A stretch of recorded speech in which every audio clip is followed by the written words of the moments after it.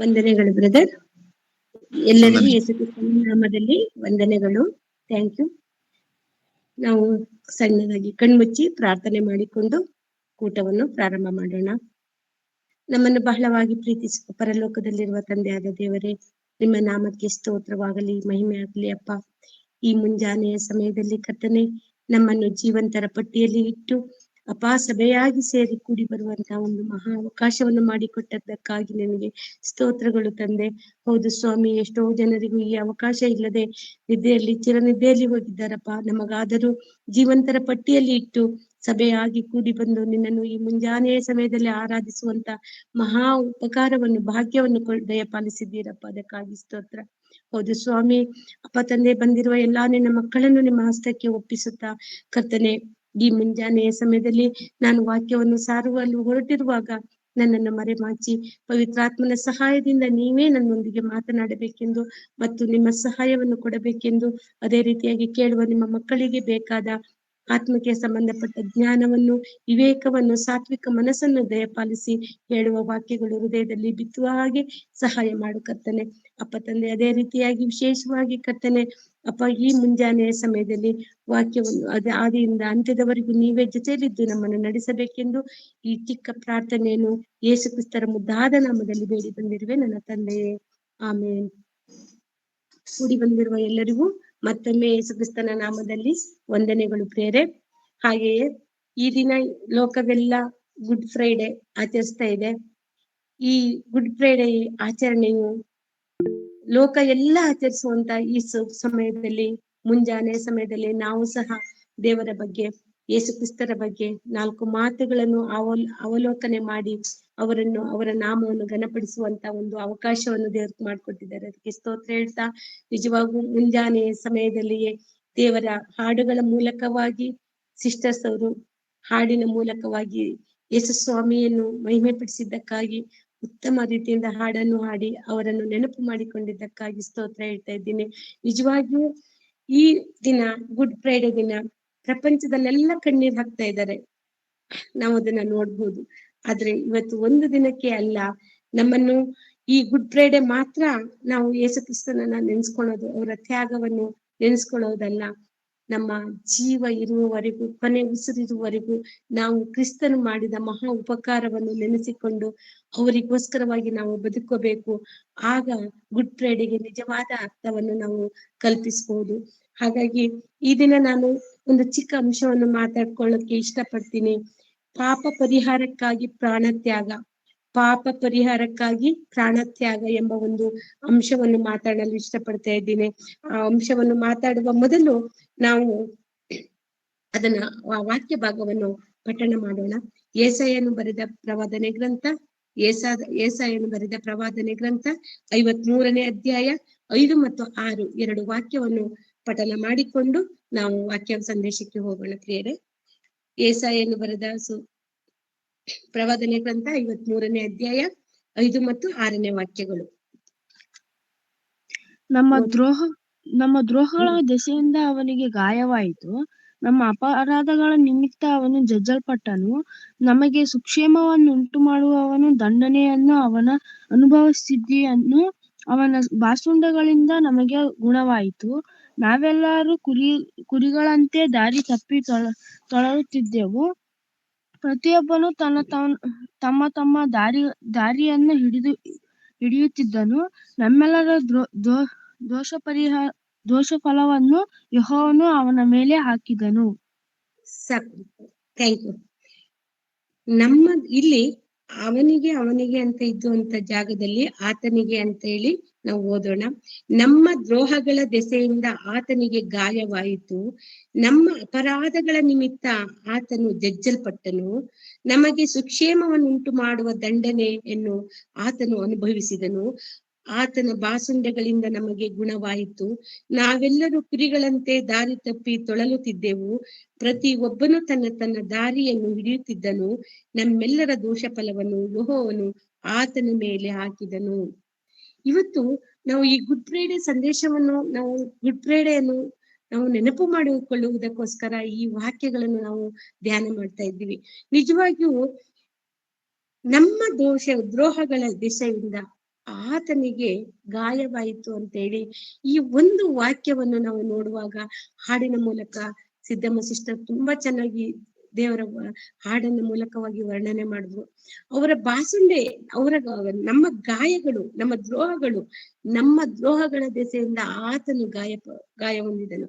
ಅಂದ್ರೆ ದೇವರು ಪ್ರೀತಿ ಸ್ವರೂಪನು, ಆತನು ಲೋಕದ ಮೇಲೆ ಪ್ರೀತಿಯನ್ನಿಟ್ಟು, ಎಷ್ಟೋ ಪ್ರೀತಿಯನ್ನಿಟ್ಟು ತನ್ನ ಒಬ್ಬನೇ ಮಗನನ್ನು ಕಳಿಸಿಕೊಟ್ಟಿದ್ದು ನಮಗೆ ನೆನಪು ಮಾಡಿಕೊಳ್ಳಬೇಕು. ನಾವು ಅವನ ಬಾಸುಂಡೆಗಳಿಂದ ನಮಗೆ ಗುಣವಾಯಿತು. ಏನು? ಆತನು ತಿಂದ ಸಿಲುಬೆಯ ಪೆಟ್ಟುಗಳಿಂದ ನಮಗೆ ಗುಣ ಆಯ್ತು. ಏನು ಗುಣ ಆಯ್ತು, ಎಂತ ಗುಣ ಆಯ್ತು ಅಂತ ಮುಂದೆ ನಾವು ಓದ್ಕೊಳ್ಳೋಣ. ನಾವೆಲ್ಲರೂ ಕುರಿಗಳಂತೆ ದಾರಿ ತಪ್ಪಿ ತೊಳಲುತ್ತಿದ್ದೆವು. ಪ್ರತಿ ಒಬ್ಬನು ತನ್ನ ದಾರಿಯಲ್ಲಿ ಹೋಗ್ತಿದ್ದನು. ಮನುಷ್ಯರೆಲ್ಲ ಕೆಟ್ಟು ಹೋಗಿರುವಾಗ ಅವನಿಗೆ ಇಷ್ಟ ಬಂದ ದಾರಿಯಲ್ಲಿ ಹೋಗ್ತಿರುವಂತ ಸಂದರ್ಭದಲ್ಲಿ ದೇವರು ನಮ್ಮೆಲ್ಲರ ದೋಷ ಫಲವನ್ನು ಯೆಹೋವನು ಆತನ ಮೇಲೆ ಹಾಕಿದನು ಅನ್ನೋದನ್ನು ನಾವು ಇಲ್ಲಿ ಸಂಪೂರ್ಣವಾಗಿ ನಂಬತಕ್ಕದ್ದು, ಒಪ್ಪತಕ್ಕದ್ದು, ಸ್ವೀಕರಿಸತಕ್ಕದ ಮಾತಾಗಿದೆ. ಪ್ರಿಯರೇ, ನಾವು ವಾಕ್ಯ ಭಾಗಕ್ಕೆ ನಾವು ಹೋಗುವಾಗ ನಿಜವಾಗಿಯೂ ತಂದೆಯಾದ ದೇವರು ಈ ಮನುಕುಲದ ಮೇಲೆ, ಈ ಮನುಷ್ಯರ ಮೇಲೆ ಇಟ್ಟಿರುವ ಸಂಕಲ್ಪ ಅತಿ ದೊಡ್ಡದು. ಪ್ರಿಯರೇ, ಅವರ ಸಂಕಲ್ಪ, ಅವರ ಪ್ರೀತಿ ನಾವು ಅಳತೆ ಮಾಡಲು ಸಾಧ್ಯ ಇಲ್ಲದಂಥದ್ದು. ಯಾಕಂದ್ರೆ ತಂದೆಯಾದ ದೇವರು, ನಾವು ಯೋಹಾನ ಸುವಾರ್ತೆಯಲ್ಲಿ ನಾವು ಪ್ರತಿ ಒಬ್ಬರು ನೋಡುವಂತ ವಾಕ್ಯ, ಗೊತ್ತಿರುವಂತ ವಾಕ್ಯ, 3ನೇ ಅಧ್ಯಾಯ 16ನೇ ವಾಕ್ಯವನ್ನು ಒಮ್ಮೆ ತೆಗೆದು ನೋಡೋಣ ಪ್ರಿಯರೇ. ಯೋಹಾನ 3:16. ದೇವರು ಲೋಕದ ಮೇಲೆ ಎಷ್ಟು ಓದಿ. ದೇವರು ಲೋಕದ ಮೇಲೆ ಎಷ್ಟೋ ಪ್ರೀತಿಯನ್ನಿಟ್ಟು ತನ್ನ ಒಬ್ಬನೇ ಮಗನನ್ನು ಕೊಟ್ಟನು. ಆತನನ್ನು ನಂಬುವ ಒಬ್ಬನಾದರೂ ನಾಶವಾಗದೆ ಎಲ್ಲರೂ ನಿತ್ಯ ಜೀವವನ್ನು ಪಡೆಯಬೇಕೆಂದು ಆತನನ್ನು ಕೊಟ್ಟನು. ದೇವರು ಸಾಕು. ದೇವರು ಲೋಕದ ಮೇಲೆ ಎಷ್ಟೋ ಪ್ರೀತಿಯನ್ನಿಟ್ಟು ತನ್ನ ಒಬ್ಬನೇ ಮಗನನ್ನು ಕೊಟ್ಟನು. ಆತನನ್ನು ನಂಬುವ ಒಬ್ಬನಾದರೂ ನಾಶವಾಗದೆ ಎಲ್ಲರೂ ನಿತ್ಯ ಜೀವವನ್ನು ಪಡೆಯಬೇಕೆಂದು ಕೊಟ್ಟನು. ಈ ಮಾತಿನಲ್ಲಿ ದೇವರು ನಮ್ಮ ಮೇಲೆ ಎಷ್ಟು ಪ್ರೀತಿ ಇಟ್ಟಿದ್ದಾರೆ, ದೇವರು ನಾವಂದ್ರೆ ಎಷ್ಟು ಹುಚ್ಚು ಪ್ರೀತಿಯಿಂದ ಪ್ರೀತಿಸ್ತಾರೆ ಅನ್ನೋದನ್ನು ನಾವು ಅರ್ಥ ಮಾಡ್ಕೊಳ್ಬಹುದು ಪ್ರಿಯರೇ. ಹೌದು ಪ್ರಿಯರೇ, ಯಾಕಂತ ಹೇಳಿದ್ರೆ ದೇವರಿಗೆ ನಾವಂದ್ರೆ ತುಂಬಾ ಇಷ್ಟ. ನಾವು ಈ ಪ್ರಪಂಚವನ್ನು ಸೃಷ್ಟಿ ಮಾಡುವ ಮೊದಲೇ ಆತನು ಸೈತಾನೊಂದಿಗೆ ಹೋರಾಟ ಮಾಡಿದ್ದು ನಮಗಳಿಗೋಸ್ಕರವಾಗಿ. ಆ ಭೂಮಿ ಮೇಲೆ ಸೈತಾನ್ ಬೀಳಲು ಕಾರಣ ದೇವರು ನಮಗಾಗಿ ಪರಲೋಕವನ್ನು ಕೊಡ್ತೀನಿ ಅಂತ ಹೇಳಿದಾಗನೇ ಆ ಭೂಮಿ ಮೇಲೆ ಸೈತಾನ್ ಬರ್ಬೇಕಾದ ಕಾರಣ ಬಂತು. ಕಾರಣ ಪರಲೋಕದಲ್ಲಿ ತನ್ನ ಸಿಂಹಾಸನವನ್ನು ತನ್ನ ಮಕ್ಕಳಿಗೆ ಕೊಡ್ತಾನೆ ಅನ್ನೋ ಸುದ್ದಿಯನ್ನು ಕೇಳಿ ಸೈತಾನನು ದೇವರ ದೂತರೊಂದಿಗೆ ಜಗಳವನ್ನು ಆಡಿದ್ದು ನಾವು ನೋಡ್ಬಹುದು. ಇದು ನಾವು ನೋಡ್ಕೊಂಡಾಗ ದೇವರಿಗೆ ಎಷ್ಟು ಪ್ರೀತಿ. ಹುಟ್ಟಲಾಗ ಜಗತ್ತು ಉತ್ಪತ್ತಿ ಆಗುವ ಮುಂಚೆ, ನಾವು ಭೂಮಿಗೆ ಬರುವ ಮುಂಚೆ ದೇವರು ಅನಾದಿ ಸಂಕಲ್ಪ ಮಾಡಿಕೊಂಡು ಯೇಸು ಕ್ರಿಸ್ತನಲ್ಲಿ ನಮ್ಮನ್ನು ಪಡೆದುಕೊಂಡಿದ್ದಾರೆ. ನಮ್ಮ ಮೇಲೆ ಪ್ರೀತಿಯನ್ನಿಟ್ಟು ತನ್ನ ಒಬ್ಬನೇ ಕುಮಾರನಾದ ಯೇಸು ಸ್ವಾಮಿಯನ್ನು ಬಲಿದಾನ ಮಾಡಲಿಕ್ಕೆ, ಸಿಲುಬೆಯ ಮರಣ ಮಾಡುವುದಕ್ಕೂ ಸಹ ಆತನು ಹಿಂಜರಿಯದೆ ಈ ಲೋಕಕ್ಕೆ ಸಿಲುಬೆ ಮರಣ ಹೊಂದಬೇಕಂತ ಗೊತ್ತಿದ್ದು ಈ ಲೋಕಕ್ಕೆ ಯೇಸು ಸ್ವಾಮಿಯನ್ನು ಕಳಿಸ್ಕೊಡ್ತಾರೆ. ಅಂದ್ರೆ ದೇವರಿಗೆ ನಮ್ಮ ಮೇಲೆ ಎಷ್ಟು ಪ್ರೀತಿ ಇಟ್ಟಿದ್ದಾರೆ ಅನ್ನೋದು ನಾವು ಅರ್ಥ ಮಾಡ್ಕೊಳ್ಬೇಕು ಪ್ರಿಯರೇ. ಹೌದು, ನಮ್ಮ ಮೇಲೆ ಆ ಪ್ರೀತಿ ಇರುವುದರಿಂದನೇ ದೇವರು ತನ್ನ ಒಬ್ಬನೇ ಕುಮಾರನನ್ನು ಈ ಭೂಮಿ ಮೇಲೆ ಕಳಿಸ್ಕೊಡ್ತಾರೆ. ಯೋಹಾನನ ಸುವಾರ್ತೆ 1ನೇ ಅಧ್ಯಾಯ 29 ವಾಕ್ಯವನ್ನು ತೆಗೆದು ನೋಡಿ. ಯೋಹಾನನ ಸುವಾರ್ತೆ 1ನೇ ಅಧ್ಯಾಯ 29. ಮರುದಿನ ಯೆಹೋವನು ತನ್ನ ಕಡೆಗೆ ಬರುವ ಯೇಸುವನ್ನು ನೋಡಿ, ಇಗೋ, ಯಜ್ಞಕ್ಕೆ ದೇವರು ನೇಮಿಸಿದ ಕುರಿ, ಲೋಕದ ಪಾಪವನ್ನು ನಿವಾರಣೆ ಮಾಡುವವನು, ನನ್ನ ಹಿಂದೆ ಬರುವವನು ನನಗಿಂತಲೂ ಮೊದಲು ಇದ್ದ. ಸಾಕು. Thank you. ಮರುದಿನ ಯೋಹಾನು ತನ್ನ ಕಡೆಗೆ ಬರುವ ಯೇಸುವನ್ನು ನೋಡಿ, ಅಗೋ, ಯಜ್ಞಕ್ಕೆ ದೇವರು ನೇಮಿಸಿದ ಕುರಿ, ಲೋಕದ ಪಾಪವನ್ನು ನಿವಾರಣೆ ಮಾಡುವವನು. ಇಲ್ಲಿ ಸ್ನಾನಿಕನಾದ ಯೋಹಾನನು ತನ್ನ ಶಿಷ್ಯರ ಜೊತೆ ಅಲ್ಲಿ ನಿಂತಿರುವಾಗ ಯೇಸು ಸ್ವಾಮಿ ದೀಕ್ಷಾಸ್ನಾನ ತೆಗೆದುಕೊಳ್ಳುವ ಮುಂಚೆ, ಸುವಾರ್ತೆ ಸಾರುವ ಮುಂಚೆ, ದೀಕ್ಷಾಸ್ನಾನ ತೆಗೆದುಕೊಳ್ಳುವುದಕ್ಕಾಗಿ ಯೋರ್ದನ್ ಹೊಳೆಯ ಹತ್ತಿರ ಬರುತ್ತಿರುವುದನ್ನು ನೋಡಿ ದೂರದಿಂದಲೇ ಸ್ನಾನಿಕನಾದ ಯೋಹಾನನು, ಅಗೋ ಯಜ್ಞದ ಕುರಿ, ಯಜ್ಞಕ್ಕೆ ದೇವರು ನೇಮಿಸಿದ ಕುರಿ, ಲೋಕದ ಪಾಪವನ್ನು ನಿವಾರಣೆ ಮಾಡುವವನು ಇವನೇ ಅಂತ ಹೇಳ್ಕೊಂಡು ತನ್ನ ಶಿಷ್ಯರಿಗೆ ಹೇಳ್ತಾ ಇರ್ತಾನೆ. ಅಂದ್ರೆ ಲೋಕದ ಪಾಪವನ್ನು ನಿವಾರಣೆ ಮಾಡುವುದಕ್ಕೋಸ್ಕರ ಯಜ್ಞದ ಕುರಿಯಾಗಿ, ಬಲಿಯಾಗುವ ಕುರಿಯಾಗಿ ದೇವರು ಯೇಸು ಸ್ವಾಮಿಯನ್ನು ಈ ಭೂಮಿಗೆ ಕಳಿಸಿಕೊಟ್ಟಿದ್ದಾರೆ ಪ್ರಿಯರೇ. ಇದನ್ನು ನಾವು ನೆನಪು ಮಾಡಿದಾಗ ನಮ್ಮ ಪಾಪಕ್ಕೋಸ್ಕರನೇ, ನಮ್ಮ ದೋಷ ಫಲವನ್ನು ನಿವಾರಣೆ ಮಾಡುವುದಕ್ಕೋಸ್ಕರನೇ ಯೇಸು ಸ್ವಾಮಿಯನ್ನು ಭೂಮಿಗೆ ದೇವರು ಕಳಿಸ್ಕೊಟ್ಟಿದ್ದಾರೆ ಅನ್ನೋದು ನಮಗೆ ಸ್ಪಷ್ಟವಾಗುತ್ತೆ ಪ್ರಿಯರೇ. ಈ ವಾಕ್ಯವನ್ನು ನೋಡಿದಾಗ ನಮಗೆ ಅರ್ಥವಾಗಬೇಕಾಗಿದ್ದು, ನಮಗೋಸ್ಕರ ಬಲಿಯಾದವರು ಯೇಸು ಸ್ವಾಮಿ. ಈ ಲೋಕದಲ್ಲಿ ಯಾರೂ ನಮಗೋಸ್ಕರ ಬಲಿಯಾಗಿಲ್ಲ, ಯಾರೂ ನಮಗೋಸ್ಕರ ದುಃಖ ಪಟ್ಟಿಲ್ಲ, ಯಾರೂ ನಮಗೋಸ್ಕರ ಬಾಧೆ ಪಟ್ಟಿಲ್ಲ. ಆದರೆ ಯೇಸು ಕ್ರಿಸ್ತರು ನಮಗೋಸ್ಕರ ಬಾಧೆ ಪಟ್ಟವರು, ನಮಗೋಸ್ಕರ ಮರಣವನ್ನು ಸಹಿಸಿಕೊಂಡವರು ಆಗಿದ್ದಾರೆ. ಅದೇ ರೀತಿ 1 ಯೋಹಾನ ಅಂದ್ರೆ ಯೋಹಾನನು ಬರೆದ ಮೊದಲನೇ ಪತ್ರಿಕೆ 3ನೇ ಅಧ್ಯಾಯ 16ನೇ ವಾಕ್ಯವನ್ನು ತೆಗೆದು ನೋಡಿ ಪ್ರಿಯರೇ.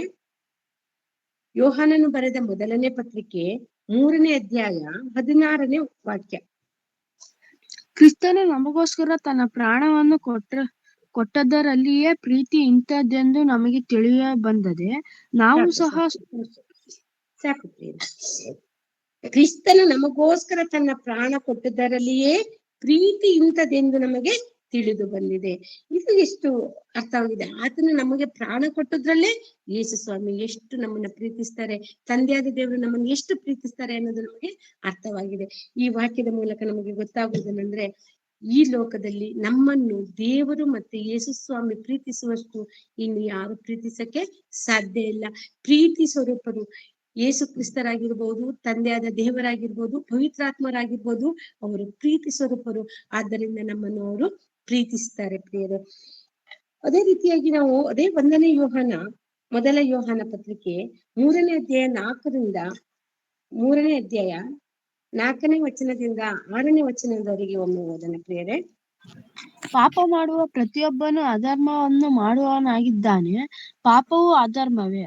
ಪಾಪಿಗಳನ್ನು ಹೋಗಲಾಡಿಸುವುದಕ್ಕಾಗಿ ಕ್ರಿಸ್ತನು ಪ್ರತ್ಯಕ್ಷನಾಗಿದ್ದಾನೆಂದು ನಿಮಗೆ ಗೊತ್ತಾಗಿದೆ. ಆತನಲ್ಲಿ ಪಾಪವಿಲ್ಲ. ಆತನಲ್ಲಿ ನೆಲೆಗೊಂಡಿರುವವನು ಪಾಪ ಮಾಡನು. ಪಾಪ ಮಾಡುವವನು ಆತನನ್ನು ಕಂಡವನು ಅಲ್ಲ, ತಿಳಿದವನು ಅಲ್ಲ. ಪ್ರಿಯರಾದ ಸಾಕು ಪ್ರಿಯ.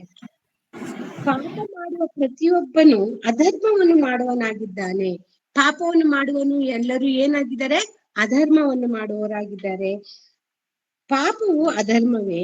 ಪಾಪವನ್ನು ಹೋಗಲಾಡಿಸುವುದಕ್ಕಾಗಿ ಕ್ರಿಸ್ತನು ಪ್ರತ್ಯಕ್ಷನಾಗಿದ್ದಾನೆಂದು ನಿಮಗೆ ಗೊತ್ತಾಗಿದೆ. ಆತನಲ್ಲಿ ಪಾಪವಿಲ್ಲ. ಆತನಲ್ಲಿ ನೆಲೆಗೊಂಡವನು ಪಾಪ ಮಾಡನು. ಪಾಪ ಮಾಡುವವನು ಆತನನ್ನು ಕಂಡವನಲ್ಲ, ತಿಳಿದವನು ಅಲ್ಲ. ಈ ವಾಕ್ಯದ ಮೂಲಕ ನಾವು ಸ್ಪಷ್ಟವಾಗಿ ತಿಳಿದುಕೊಳ್ಬಹುದು, ಪಾಪವು ಅಧರ್ಮವೇ ಪಾಪ. ಹಾಗಾಗಿ ಅಧರ್ಮ ಅಂದ್ರೆ ಧರ್ಮವನ್ನು ಮೀರಿ ನಡೆಯುವುದೇ ಅಧರ್ಮ. ದೇವರ ವಾಕ್ಯವನ್ನು, ದೇವರ ಆಜ್ಞೆಯನ್ನು ಮೀರಿ ನಡೆಯುವುದೇ ಪಾಪ. ಅಂದ್ರೆ ಪಾಪ ಮಾಡುವವನು, ದೇವರ ಆಜ್ಞೆಯನ್ನು, ದೇವರ ಮಾತುಗಳನ್ನು ತಿರಸ್ಕಾರ ಮಾಡುವವನು ಪಾಪಿಯಾಗಿದ್ದಾನೆ. ಆತನು ನಿಜವಾಗಿ ದೇವರನ್ನು ಹೊಂದಿಲ್ಲ, ದೇವರು ಆತನಲ್ಲಿ ನೆಲೆಗೊಂಡಿಲ್ಲ ಎಂಬುದನ್ನು ನಾವಿಲ್ಲಿ ವಾಕ್ಯದ ಮೂಲಕ ಸ್ಪಷ್ಟವಾಗಿ ನಮ್ಮ ಹೃದಯಕ್ಕೆ ತಿಳಿದು ಬರುತ್ತದೆ. ಯಾರು ಪಾಪ ಮಾಡುವುದಿಲ್ಲೋ ಅವರೊಳಗೆ ದೇವರು ವಾಸವಾಗಿದ್ದಾರೆ, ನಾವು ಅವರೊಳಗೆ ನೆಲೆಯಾಗಿದ್ದೇವೆ ಅನ್ನೋದನ್ನು ನಾವು ಖಚಿತಪಡಿಸಿಕೊಳ್ಬಹುದು. ಯಾರು ಪಾಪ ಮಾಡುವುದಿಲ್ಲೋ ಅವರು ಅಧರ್ಮ ಅಲ್ಲ. ಪಾಪ ಇಲ್ಲದವನು ನೀತಿವಂತನು ಅಂತ ಅನ್ಸ್ಕೊಂತಾರೆ. ಹಾಗಾಗಿ ಯಾರು ಯೇಸು ಕ್ರಿಸ್ತನಲ್ಲಿ, ಯೇಸು ಪ್ರಭುವಿನಲ್ಲಿ ನಾವು ದೀಕ್ಷೆ ಸ್ನಾನದ ಮೂಲಕ ಆತನನ್ನು ನಾವು ಸೇರಿಕೊಂಡೆವೋ ಅವರು ಪಾಪಿಗಳಾಗಿರುವುದಿಲ್ಲ. ಯಾಕಂದ್ರೆ ಅವರಲ್ಲಿ ಅಧರ್ಮ ಅನ್ನುವುದಿಲ್ಲದೆ ದೇವರ ವಾಕ್ಯಗಳಿಗೆ ಅನುಸಾರವಾಗಿ ನಾವು ಇದರಿಂದ ನಾವು ಪಾಪಿಗಳಾಗಲಿಕ್ಕೆ ಸಾಧ್ಯ ಇಲ್ಲ. ಹಾಗಾಗಿ ನಮ್ಮೊಳಗೆ ದೇವರ ಆಜ್ಞೆಗಳಿದ್ದು, ವಾಕ್ಯಗಳಿದ್ದು, ಆ ವಾಕ್ಯಾನುಸಾರ ನಮ್ಮ ಜೀವಿತ ಇದ್ದರೆ ನಾವು ಅಧರ್ಮಿಗಳು ಆಗುವುದಿಲ್ಲ ಪ್ರಿಯರೇ. ಇದನ್ನು ನಾವು ಸ್ಪಷ್ಟವಾಗಿ ತಿಳಿದುಕೊಳ್ಬಹುದು. ಯೇಸು ಕ್ರಿಸ್ತರು ಪರಿಶುದ್ಧರಾಗಿದ್ದಾರೆ, ತಂದೆಯಾದ ದೇವರು ಪರಿಶುದ್ಧರಾಗಿದ್ದಾರೆ, ಪವಿತ್ರಾತ್ಮನು ಪರಿಶುದ್ಧರಾಗಿದ್ದಾರೆ. ಅವರು ನಮ್ಮೊಳಗೆ ನೆಲೆಯಾಗಿದ್ದರೆ ನಾವು ಸಹ ಪರಿಶುದ್ಧ ಜೀವಿತವನ್ನು ಜೀವಿಸ್ತೇವೆ ಅನ್ನೋದನ್ನು ನಾವು ಸ್ಪಷ್ಟವಾಗಿ ನಾವು ತಿಳಿದುಕೊಳ್ಬಹುದು ಪ್ರಿಯರೇ. ಹಾಗಿರುವುದರಿಂದ ರೋಮಪುರದವರಿಗೆ ಬರೆದ ಪತ್ರಿಕೆ 6ನೇ ಅಧ್ಯಾಯ 23ನೇ ವಾಕ್ಯವನ್ನು ಒಮ್ಮೆ ನೋಡೋಣ ಪ್ರಿಯರೇ. ರೋಮಪುರದವರಿಗೆ ಬರೆದ ಪತ್ರಿಕೆ 6ನೇ ಅಧ್ಯಾಯ 23ನೇ ವಾಕ್ಯ. ಯಾಕೆಂದರೆ ಪಾಪವು ಕೊಡುವ ಸಂಬಳ ಮರಣ, ದೇವರ ಉಚಿತಾರ್ಥವಾಗಿರುವ ನಮ್ಮ ಕರ್ತನಾದ ಕ್ರಿಸ್ತ ಯೇಸುವಿನಲ್ಲಿರುವ ನಿತ್ಯ ಜೀವ. ಸಾಕು ಸಾಕು. ಏಕೆಂದರೆ ಪಾಪವು ಕೊಡುವ ಸಂಬಳ ಮರಣ, ದೇವರ ಉಚಿತಾರ್ಥವರವು ನಮ್ಮ ಕರ್ತನಾದ ಯೇಸು ಕ್ರಿಸ್ತನಲ್ಲಿರುವ ನಿತ್ಯ ಜೀವ. ಪಾಪವು ಕೊಡುವ ಸಂಬಳ ಏನು? ಮರಣ. ಪಾಪವು ಯಾವಾಗ ನಮ್ಮೊಳಗೆ ಬರುತ್ತೋ ನಾವು ದೇವರ ಪಾಲಿಗೆ ಸತ್ತವರಾಗಿದ್ದೀನಿ. ಮ್ಯೂಟ್ ಮಾಡ್ಕೊಳ್ಳಿ ಪ್ರಿಯರೇ. ಪಾಪವು ಕೊಡುವ ಸಂಬಳ ಮರಣ. ಪಾಪ ನಮ್ಮೊಳಗೆ ಇದೆ ಅಂತ ಹೇಳಿದ್ರೆ ನಾವು ಮರಣಕ್ಕೆ ಸದೃಶ್ಯರಾಗಿರ್ತೀವಿ. ನಾವು ಜೀವಿಸೋರಾಗಿದ್ರು ದೇವರ ದೃಷ್ಟಿಯಲ್ಲಿ ನಾವು ಸತ್ತವರ ಗುಂಪಿನಲ್ಲಿ ಇರ್ತೇವೆ. ಆದರೆ ದೇವರ ಉಚಿತಾರ್ಥವರವು ನಮ್ಮ ಕರ್ತನಾದ ಕ್ರಿಸ್ತ ಯೇಸುವಿನಲ್ಲಿರುವ ನಿತ್ಯ ಜೀವ. ಪಾಪಿಗಳಾದ ನಮಗೋಸ್ಕರ ಯೇಸು ಸ್ವಾಮಿ ಬಲಿಯಾಗಿ ನಮ್ಮ ಪಾಪಗಳನ್ನು ನಿವಾರಣೆ ಮಾಡಿದ್ರ ಮೇಲಿಂದ ನಮಗೆ ಸಿಗುವುದು ನಿತ್ಯ ಜೀವ. ನಾವು ನಿತ್ಯ ಜೀವಕ್ಕೆ ಹೋಗ್ಬೇಕು ಅಂತ ನಮ್ಮ ಪಾಪವನ್ನು ಯೇಸು ಕ್ರಿಸ್ತರ ರಕ್ತದಿಂದ ತೊಳೆದುಕೊಂಡವರಾಗಿದ್ದೇವೆ. ಹಾಗಾಗಿ ಪಾಪವು ಕೊಡುವ ಸಂಬಳ ಮರಣ. ಆ ಮರಣ ವೇದನೆಯಿಂದ ನಮ್ಮನ್ನು ಬಿಡುಗಡೆ ಮಾಡುವುದಕ್ಕೋಸ್ಕರ ಯೇಸು ಕ್ರಿಸ್ತರು ತನ್ನ ಜೀವವನ್ನು, ತನ್ನ ಪ್ರಾಣವನ್ನು ಸಿಲುಬೆ ಮೇಲೆ ಕೊಟ್ಟರು ಅನ್ನೋದನ್ನು ನಾವು ಇಲ್ಲಿ ಅರ್ಥ ಮಾಡಿಕೊಳ್ಳಬೇಕು. ಅದೇ ರೋಮಪುರದವರಿಗೆ ಬರೆದ ಪತ್ರಿಕೆ 6ನೇ ಅಧ್ಯಾಯ 17ನೇ ವಾಕ್ಯವನ್ನು ತೆಗೆದು ನೋಡಿ ಪ್ರಿಯರೇ. 6ನೇ ಅಧ್ಯಾಯ 17ನೇ ವಾಕ್ಯ. ಆದರೆ ನೀವು ಮುಂದೆ ಪಾಪಕ್ಕೆ ದಾಸರಾಗಿದ್ದರೂ ನಿಮಗೆ ಕಲಿಸಲ್ಪಟ್ಟ ಬೋಧನೆಗೆ ನೀವು ಮನಸ್ಪೂರ್ವಕವಾಗಿ ಅಧೀನರಾದವರಿಂದಲೂ ಪಾಪದಿಂದ ಬಿಡುಗಡೆಯನ್ನು ಹೊಂದಿ ನೀತಿಗೆ ದಾಸರಾದರಿಂದಲೂ ದೇವರಿಗೆ ಸ್ತೋತ್ರವಾಗಲಿ. Thank you. ಆದರೆ ನೀವು ಮುಂಚೆ ಪಾಪಕ್ಕೆ ದಾಸರಾಗಿದ್ದರೂ, ಅಂದ್ರೆ ನಾವು ಯೇಸು ಕ್ರಿಸ್ತನನ್ನು ನಂಬುವುದಕ್ಕಿಂತ ಮುಂಚೆ, ಯೇಸು ಕ್ರಿಸ್ತನನ್ನು ಅರಿಯುವುದಕ್ಕಿಂತ ಮುಂಚೆ ನಾವು ಯಾರಾಗಿದ್ರು? ಪಾಪಕ್ಕೆ ದಾಸರಾಗಿದ್ರು. ಅಂದ್ರೆ ಮರಣಕರವಾದ ರೋಗದಲ್ಲಿ ನಾವು ಬಿದ್ದಿದ್ವಿ. ಯಾವುದು ಆ ಮರಣಕರವಾದ ರೋಗ? ಪಾಪ. ಆತ್ಮಕ್ಕೆ ಹಿಡಿದ ರೋಗ ಯಾವುದು? ಪಾಪ. ಆ ಪಾಪ ಎಂಬ ಮರಣಕರವಾದ ರೋಗದಲ್ಲಿ ನಾವು ದೇವರನ್ನು ತಿಳಿಯುವ ಮುಂಚೆ ಇದ್ವಿ. ಅವಾಗ ನಾವು ಮರಣಕ್ಕೆ ಅಂದ್ರೆ ಪಾಪಕ್ಕೆ ನಾವು ದಾಸರಾಗಿದ್ವಿ. ಯಾವ್ದಕ್ಕೆ ದಾಸರಾಗಿದ್ವಿ? ಪಾಪಕ್ಕೆ ದಾಸರಾಗಿದ್ವಿ. ಆದ್ರೆ ಇವತ್ತು ನಮಗೆ ಅನೇಕ ಸತ್ಯ ಬೋಧನೆಗಳನ್ನು ನಾವು ಕೇಳಿ, ದೇವರ ವಾಕ್ಯಗಳನ್ನು ಕೇಳಿ ನಮ್ಮ ಪಾಪವನ್ನು ನಾವು ಮನಪೂರ್ವಕವಾಗಿ, ನಮ್ಮ ಪಾಪದವನ್ನು ನಾವು ಬಿಟ್ಟು ಮನಪೂರ್ವಕವಾಗಿ ವಾಕ್ಯಕ್ಕೆ ಅಧೀನರಾದ್ದರಿಂದ ನಾವು ಈಗ ಪಾಪದವರು ಅಲ್ಲ. ನಾವು ಏನು? ನಾವು ನೀತಿಗೆ ದಾಸರಾಗಿದ್ದೇವೆ. ಪಾಪದಲ್ಲಿ ದಾಸರಾದ ನಾವು ವಾಕ್ಯಗಳನ್ನು ಕೇಳುವುದರ ಮೂಲಕ, ವಾಕ್ಯಗಳು ನಮ್ಮೊಳಗೆ ತೆಗೆದುಕೊಳ್ಳುವ ಮೂಲಕ, ವಾಕ್ಯದಿಂದ ನಮ್ಮನ್ನು ಬದಲಾಯಿಸಿಕೊಳ್ಳುವ ಮೂಲಕ ನಾವು ನೀತಿಗೆ ದಾಸರಾಗಿದ್ದೇವೆ. ಅಂದ್ರೆ ಒಂದು ಕಾಲದಲ್ಲಿ ನಾವು ಪಾಪಿಗಳಾಗಿದ್ವಿ, ನಾವು ಪಾಪಕ್ಕೆ ದಾಸರಾಗಿದ್ವಿ. ಆದರೆ ಕ್ರಿಸ್ತನ ಬೋಧನೆಗಳಿಂದ, ಬೈಬಲ್ ಓದುವುದರಿಂದ, ಬೋಧಕರ ಬೋಧನೆಗಳನ್ನು ಕೇಳುವುದರಿಂದ, ವಾಕ್ಯಗಳನ್ನು ನಮ್ಮ ಹೃದಯಕ್ಕೆ ತೆಗೆದುಕೊಳ್ಳುವುದರ ಮೂಲಕವಾಗಿ ನಾವು ಇವಾಗ ನೀತಿಗೆ ದಾಸರಾಗಿದ್ದೇವೆ. ಮನಪೂರ್ವಕವಾಗಿ ವಾಕ್ಯವನ್ನು ಕೇಳುವ ಮೂಲಕವಾಗಿ ನಮ್ಮ ಪಾಪಗಳು, ನಮ್ಮ ದೋಷ ಫಲಗಳು ಯೇಸು ಕ್ರಿಸ್ತರ ಮೂಲಕ ನಾವು ನೀತಿಗೆ ದಾಸರಾಗುವಂತೆ ನಮ್ಮನ್ನು ದೇವರು ಮಾರ್ಪಡಿಸಿದ್ದ. ದೇವರಿಗೆ ಸ್ತೋತ್ರವಾಗಲಿ ಅಂತೇಳಿ ಇಲ್ಲಿ ಪೌಲನು ಪತ್ರಿಕೆಯನ್ನು ಬರೆಯಾಗ ಹೇಳ್ತಾ ಇದ್ದಾರೆ. ಅಂದ್ರೆ ನಾವು ಪಾಪಕ್ಕೆ ದಾಸರಾದ ಒಂದು ಕಾಲದಲ್ಲಿ ನಾವು ಪಾಪಿಗಳಾಗಿದ್ವಿ. ನಾವು ಅನ್ಯರಾಗಿದ್ದಾಗ, ಸತ್ಯವಾದ ದೇವರನ್ನು ತಿಳಿದುಕೊಳ್ಳದೆ ಇದ್ದಾಗ, ಯೇಸು ಕ್ರಿಸ್ತರನ್ನು ನಾವು ಅರಿಯದೇ ಇದ್ದಾಗ, ವಾಕ್ಯಕ್ಕೆ ನಾವು ವಿಧೇಯರಾಗದೇ ಇದ್ದಾಗ ನಾವು ಪಾಪಿಗಳು, ನಾವು ಪಾಪದ ದಾಸತ್ವದಲ್ಲಿದ್ದೇವೆ ಅಂತ, ಗುಲಾಮರಾಗಿದ್ದೇವೆ, ಪಾಪಕ್ಕೆ ಗುಲಾಮರಾಗಿದ್ದೇವೆ ಅಂತ ಅರ್ಥ. ಯಾವಾಗ ನಾವು ವಾಕ್ಯಗಳ ಮೂಲಕವಾಗಿ, ದೇವರ ಸಂದೇಶದ ಮೂಲಕವಾಗಿ, ಬೋಧಕರು ಬೋಧಿಸುವ ಬೋಧನೆಯ ಮೂಲಕವಾಗಿ ಸತ್ಯ ಸುವಾರ್ತೆಯನ್ನು ತಿಳಿದು ವಾಕ್ಯವನ್ನು ನಾವು ಮನಪೂರ್ವಕವಾಗಿ ನಾವು ಅದಕ್ಕೆ ಅಧೀನರಾಗ್ತೀವೋ, ಆಗ ನಮ್ಮ ಪಾಪ ಎಂಬ ಸೆರೆ ಬಿಡುಗಡೆಯಾಗಿ ನಾವು ನೀತಿಗೆ ದಾಸರಾಗ್ತೇವೆ. ಈ ವಾಕ್ಯದಿಂದ ನಾವು ನೀತಿವಂತರಾಗಿದ್ದೀವೋ ಅಥವಾ ಪಾಪ ಎಂಬ ದಾಸತ್ವದಲ್ಲಿ ನಾವೇನಾದ್ರು ಸಿಕ್ಕೊಂಡಿದೀವ ಅನ್ನೋದು ನಮ್ಮನ್ನು ನಾವು ವಾಕ್ಯದ ಮೂಲಕ ಪರೀಕ್ಷೆ ಮಾಡ್ಕೊಳ್ಳೋಣ ಪ್ರಿಯರೇ. ಯಾಕಂದ್ರೆ ದೇವರು ಪರಿಶುದ್ಧರು, ಯೇಸು ಕ್ರಿಸ್ತರು ಪರಿಶುದ್ಧರು, ನಾವು ಪರಿಶುದ್ಧರು ಆಗಿರ್ಬೇಕು. ಮೊದಲನೇ ತಿಮೋತಿಯನ್ನು ಬರೆದ ಮೊದಲನೇ ಪತ್ರಿಕೆ 1ನೇ ಅಧ್ಯಾಯ 15ನೇ ವಾಕ್ಯವನ್ನು ಒಮ್ಮೆ ಓದಿ ನೋಡೋಣ ಪ್ರಿಯರೇ. ತಿಮೋತಿಯನ್ನು ಬರೆದ ಮೊದಲನೇ ಪತ್ರಿಕೆ 1ನೇ ಅಧ್ಯಾಯ 15ನೇ ವಾಕ್ಯ. ಕ್ರಿಸ್ತ ಯೇಸು ಪಾಪಿಗಳನ್ನು ರಕ್ಷಿಸೋಕೋಸ್ಕರ ಈ ಲೋಕಕ್ಕೆ ಬಂದನು ಎಂಬ ವಾಕ್ಯವು ನಂಬತಕ್ಕದ್ದಾಗಿಯೂ ಸರ್ವಾಂಗೀಕಾರಕ್ಕೆ ಯೋಗ್ಯವಾದದ್ದಾಗಿಯೂ ಅದೇ. ಕ್ರಿಸ್ತ ಯೇಸು ಪಾಪಿಗಳನ್ನು ರಕ್ಷಿಸುವುದಕ್ಕೋಸ್ಕರ ಈ ಲೋಕಕ್ಕೆ ಬಂದನು ಎಂಬ ವಾಕ್ಯವು ನಂಬತಕ್ಕದ್ದಾಗಿಯೂ ಸರ್ವಾಂಗೀಕರಣವಾಗಿರುವುದು ಅಂತ ಯೋಗ್ಯಕರವಾಗಿದ್ದು ಆಗಿದೆ ಅಂತ ಇಲ್ಲಿ ಪೌಲರು ಹೇಳ್ತಾ ಇದ್ದಾರೆ. ತಿಮೋತಿಗೆ ಪತ್ರಿಕೆಯನ್ನು ಬರೆಯಾಗ ಪೌಲರು ಹೇಳ್ತಾ ಇದ್ದಾರೆ, ಕ್ರಿಸ್ತ ಯೇಸು ಪಾಪಿಗಳನ್ನು ರಕ್ಷಿಸಿಕೊಳ್ಳುವುದಕ್ಕೋಸ್ಕರ ಬಂದವರು ಅಂತ ಹೇಳಿ ನಾವು ಒಪ್ಪಲೇಬೇಕು ಅಂತ ಹೇಳಿ ಅವ್ರು ಹೇಳ್ತಾ ಇದ್ದಾರೆ. ಎಲ್ಲರೂ ಸಹ ಒಪ್ಪುವಂತ ಮಾತು, ಪಾಪಿಗಳನ್ನು ರಕ್ಷಿಸುವುದಕ್ಕೋಸ್ಕರ ಕ್ರಿಸ್ತ ಯೇಸು ಬಂದೆನು ಅಂತ ಹೇಳುವಂತ ಮಾತನ್ನು ನಾವು ಅಂಗೀಕರಿಸಲೇಬೇಕು. ಅದು ಸರ್ವಾಂಗೀಕರಣಕ್ಕೆ ಯೋಗ್ಯವಾಗಿದೆ ಅಂತ ಹೇಳ್ತಾ ಇದ್ದಾರೆ. ಇಲ್ಲಿ ಕ್ರಿಸ್ತರು ನಿಜವಾಗಿಯೂ ಪಾಪಿಗಳನ್ನು ಪಾಪದ ಬಂಧನದಲ್ಲಿರುವವರನ್ನು ಬಿಡಿಸಿ ರಕ್ಷಣೆ ಮಾರ್ಗದಲ್ಲಿ ನಡೆಸುವುದಕ್ಕಾಗಿ ಭೂಮಿಗೆ ಬಂದಿದ್ದಾರಂತೇಳಿ ಪೌಲನು ಒಪ್ಪಿಕೊಳ್ತಾ ಇದ್ದಾರೆ. ಆ ಪಾಪಿಗಳಲ್ಲಿ ನಾನೇ ಪ್ರಥಮ ಅಂತನೂ ಸಹ ಹೇಳ್ತಾ ಇದ್ದಾರೆ. ಅಂದ್ರೆ ಇಲ್ಲಿ ನಾವು ತಿಳಿದುಕೊಳ್ಬೇಕಾಗಿದ್ದು, ಯೇಸು ಕ್ರಿಸ್ತನು ಪಾಪಿಗಳನ್ನು ರಕ್ಷಿಸುವುದಕ್ಕೋಸ್ಕರ ಈ ಭೂಮಿಗೆ ಬಂದನು. ಯೇಸು ಸ್ವಾಮಿಯು ಹುಟ್ಟುವುದಕ್ಕೆ ಅನೇಕ ಕಾರಣಗಳಿದಾವೆ. ಈ ಯೇಸು ಸ್ವಾಮಿ ಈ ಭೂಮಿ ಮೇಲೆ ಬರುವುದಕ್ಕಾಗಿ ಅನೇಕ ಕಾರಣಗಳಿದಾವೆ. ದೇವರ ಸಂಕಲ್ಪ ಇದೆ. ದೇವರು ಪ್ರತಿಯೊಂದನ್ನು ಅವರ ಜೀವ ಗ್ರಂಥದಲ್ಲಿ ಏನೇನು ಬರ್ಸ್ಕೊಂಡಿದ್ದಾರೋ ಆ ಜೀವ ಗ್ರಂಥದಲ್ಲಿ ಅವರ ಬಗೆಯಲ್ಲಿ ಬರೆದಿದ್ದನ್ನು ಸಂಪೂರ್ಣವಾಗಿ ಅದು ನೆರವೇರಿಸುವುದಕ್ಕಾಗಿ ಆ ಗ್ರಂಥದ ಸುಳಿಯಲ್ಲಿ ಬರೆದಿದ್ದನ್ನು ನೆರವೇರಿಸ್ತಾ ಇದ್ದಾರೆ.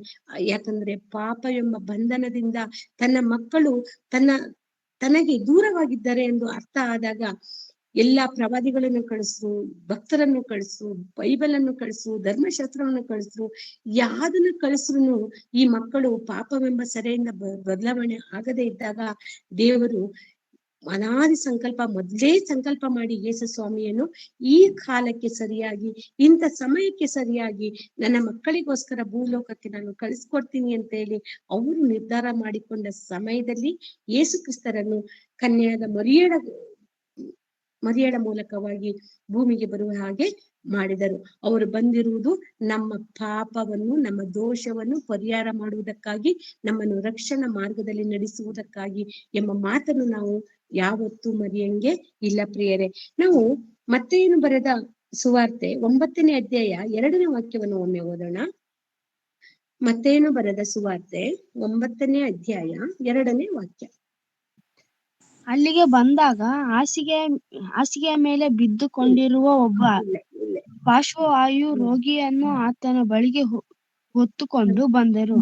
ಯೇಸು ಅವನ ನಂಬಿಕೆಯನ್ನು ನೋಡಿ ಪಾರ್ಶ್ವರೋಗಿಗೆ, ಮಗನೇ, ಧೈರ್ಯದಿಂದಿರು, ನಿನ್ನ ಪಾಪಗಳು ಕ್ಷಮಿಸಲ್ಪಟ್ಟಿವೆ ಎಂದು ಹೇಳಿದನು. ಸಾಕು. ಇಲ್ಲಿ ನಮಗೆ ಗೊತ್ತಿರುವಂತ ವಿಷಯ, ಯೇಸು ಸ್ವಾಮಿ ಪ್ರವಾದನೆ ಮಾಡ್ತಾ ಇರುವಾಗ, ಬೋಧನೆ ಮಾಡುವಾಗ ಜನ ಕಿಕ್ಕರ್ದಿರ್ತಾರೆ. ಅಲ್ಲಿ ಒಂದು ಕಡೆಯಲ್ಲಿ ಯೇಸು ಸ್ವಾಮಿ ವಾಕ್ಯಗಳ ಸಂದೇಶವನ್ನು ಬೋಧನೆ ಮಾಡುವಂತ ಸಮಯದಲ್ಲಿ ಒಬ್ಬ ಪಾರ್ಶ್ವವಾಯು ರೋಗಿಯನ್ನು ಅಲ್ಲಿನ ಜನರು ಬಾಗಿಲ ಮೂಲಕವಾಗಿ ಒಳಗೆ ಕರ್ಕೊಂಡ್ ಬರ್ಲಿಕ್ಕೆ ಜಾಗ ಇರ್ಲಿಲ್ಲ, ಅಷ್ಟೊಂದು ಜನ ಇರ್ತಾರೆ. ಆಗ ಏನ್ ಮಾಡ್ತಾರೆ ಅಂದ್ರೆ, ಅವರನ್ನು ಒಂದು ಮಾಡಿ ಮೇಲೆ ಅಂದ್ರೆ ಆ ಚಾವಣಿಯಿಂದ ಹಂಚುಗಳನ್ನು ತೆಗೆದು ಆ ಚಾವಣಿ ಮೂಲಕವಾಗಿ ಮಂಚಕ್ಕೆ ಹಗ್ಗವನ್ನು ಕಟ್ಟಿ ಒಳಗಡೆ ಯೇಸು ಸ್ವಾಮಿ ಬೋಧನೆ ಮಾಡುವಂತ ಜಾಗಕ್ಕೆ ಸರಿಯಾಗಿ ಮಂಚದ ಮೂಲಕ ಒಬ್ಬ ಪಾರ್ಶ್ವವಾಯು ರೋಗಿಯನ್ನು ಇಳಿಸ್ಕೊಡ್ತಾರೆ. ಅವರ ನಂಬಿಕೆಯನ್ನು ನೋಡ್ಬಿಟ್ಟು ಯೇಸು ಸ್ವಾಮಿಗೆ ತುಂಬಾ ಖುಷಿಯಾಗುತ್ತೆ. ಅವ್ರು ಹೇಳ್ತಾರೆ, ಮಗನೇ, ಧೈರ್ಯವಾಗಿರು, ನಿನ್ನ ಪಾಪಗಳು ಕ್ಷಮಿಸಲ್ಪಟ್ಟಿದೆ ಎಂದು ಹೇಳಿದರು. ಇಲ್ಲಿ ಆತನು ಇದ್ದಿದ್ದು ಪಾರ್ಶ್ವವಾಯು ರೋಗದಲ್ಲಿ. ಆದ್ರೆ ಯೇಸು ಸ್ವಾಮಿ ಇಲ್ಲಿ ಹೇಳ್ತಿರೋ ಮಾತನ್ನು ಗಮನಿಸಿ, ಮಗನೇ, ಧೈರ್ಯವಾಗಿರು, ನಿನ್ನ ಪಾಪಗಳು ಕ್ಷಮಿಸಲ್ಪಟ್ಟಿದೆ. ಆತ್ಮಕ್ಕೆ ಹಿಡಿದ ರೋಗ ಆ ಪಾಪ ಕ್ಷಮಿಸಲ್ಪಟ್ಟಾಗ ನಮ್ಮ ದೇಹಕ್ಕೆ ಹಿಡಿದ ರೋಗವು ಸಹ ಗುಣವಾಗುತ್ತದೆ ಅನ್ನೋದನ್ನು ನಾವಿಲ್ಲಿ ತಿಳಿದುಕೊಳ್ಬಹುದು. ಆತ್ಮ ರೋಗದಿಂದ ಬಳಲುತ್ತಾ ಇದ್ದಾಗ ಶರೀರದಲ್ಲಿ ಅನೇಕ ರೋಗ ಬಾಧೆಗಳು ಕಾಣಿಸ್ತವೆ. ಆದ್ರೆ ದೇವರು ಆತ್ಮ ರೋಗವಾದ ಪಾಪದಿಂದ ನಮ್ಮನ್ನು ಬಿಡುಗಡೆ ಮಾಡಿದಾಗ ನಾವು ಸಹ ಶಾರೀರಿಕವಾಗಿಯೂ ಸಹ ಗುಣ ಹೊಂದುತ್ತೇವೆ ಅನ್ನೋದನ್ನು ಇಲ್ಲಿ ದೇವರ ಮೂಲಕ ತಿಳಿಸ್ಕೊಡ್ತಾ ಇದ್ದಾರೆ.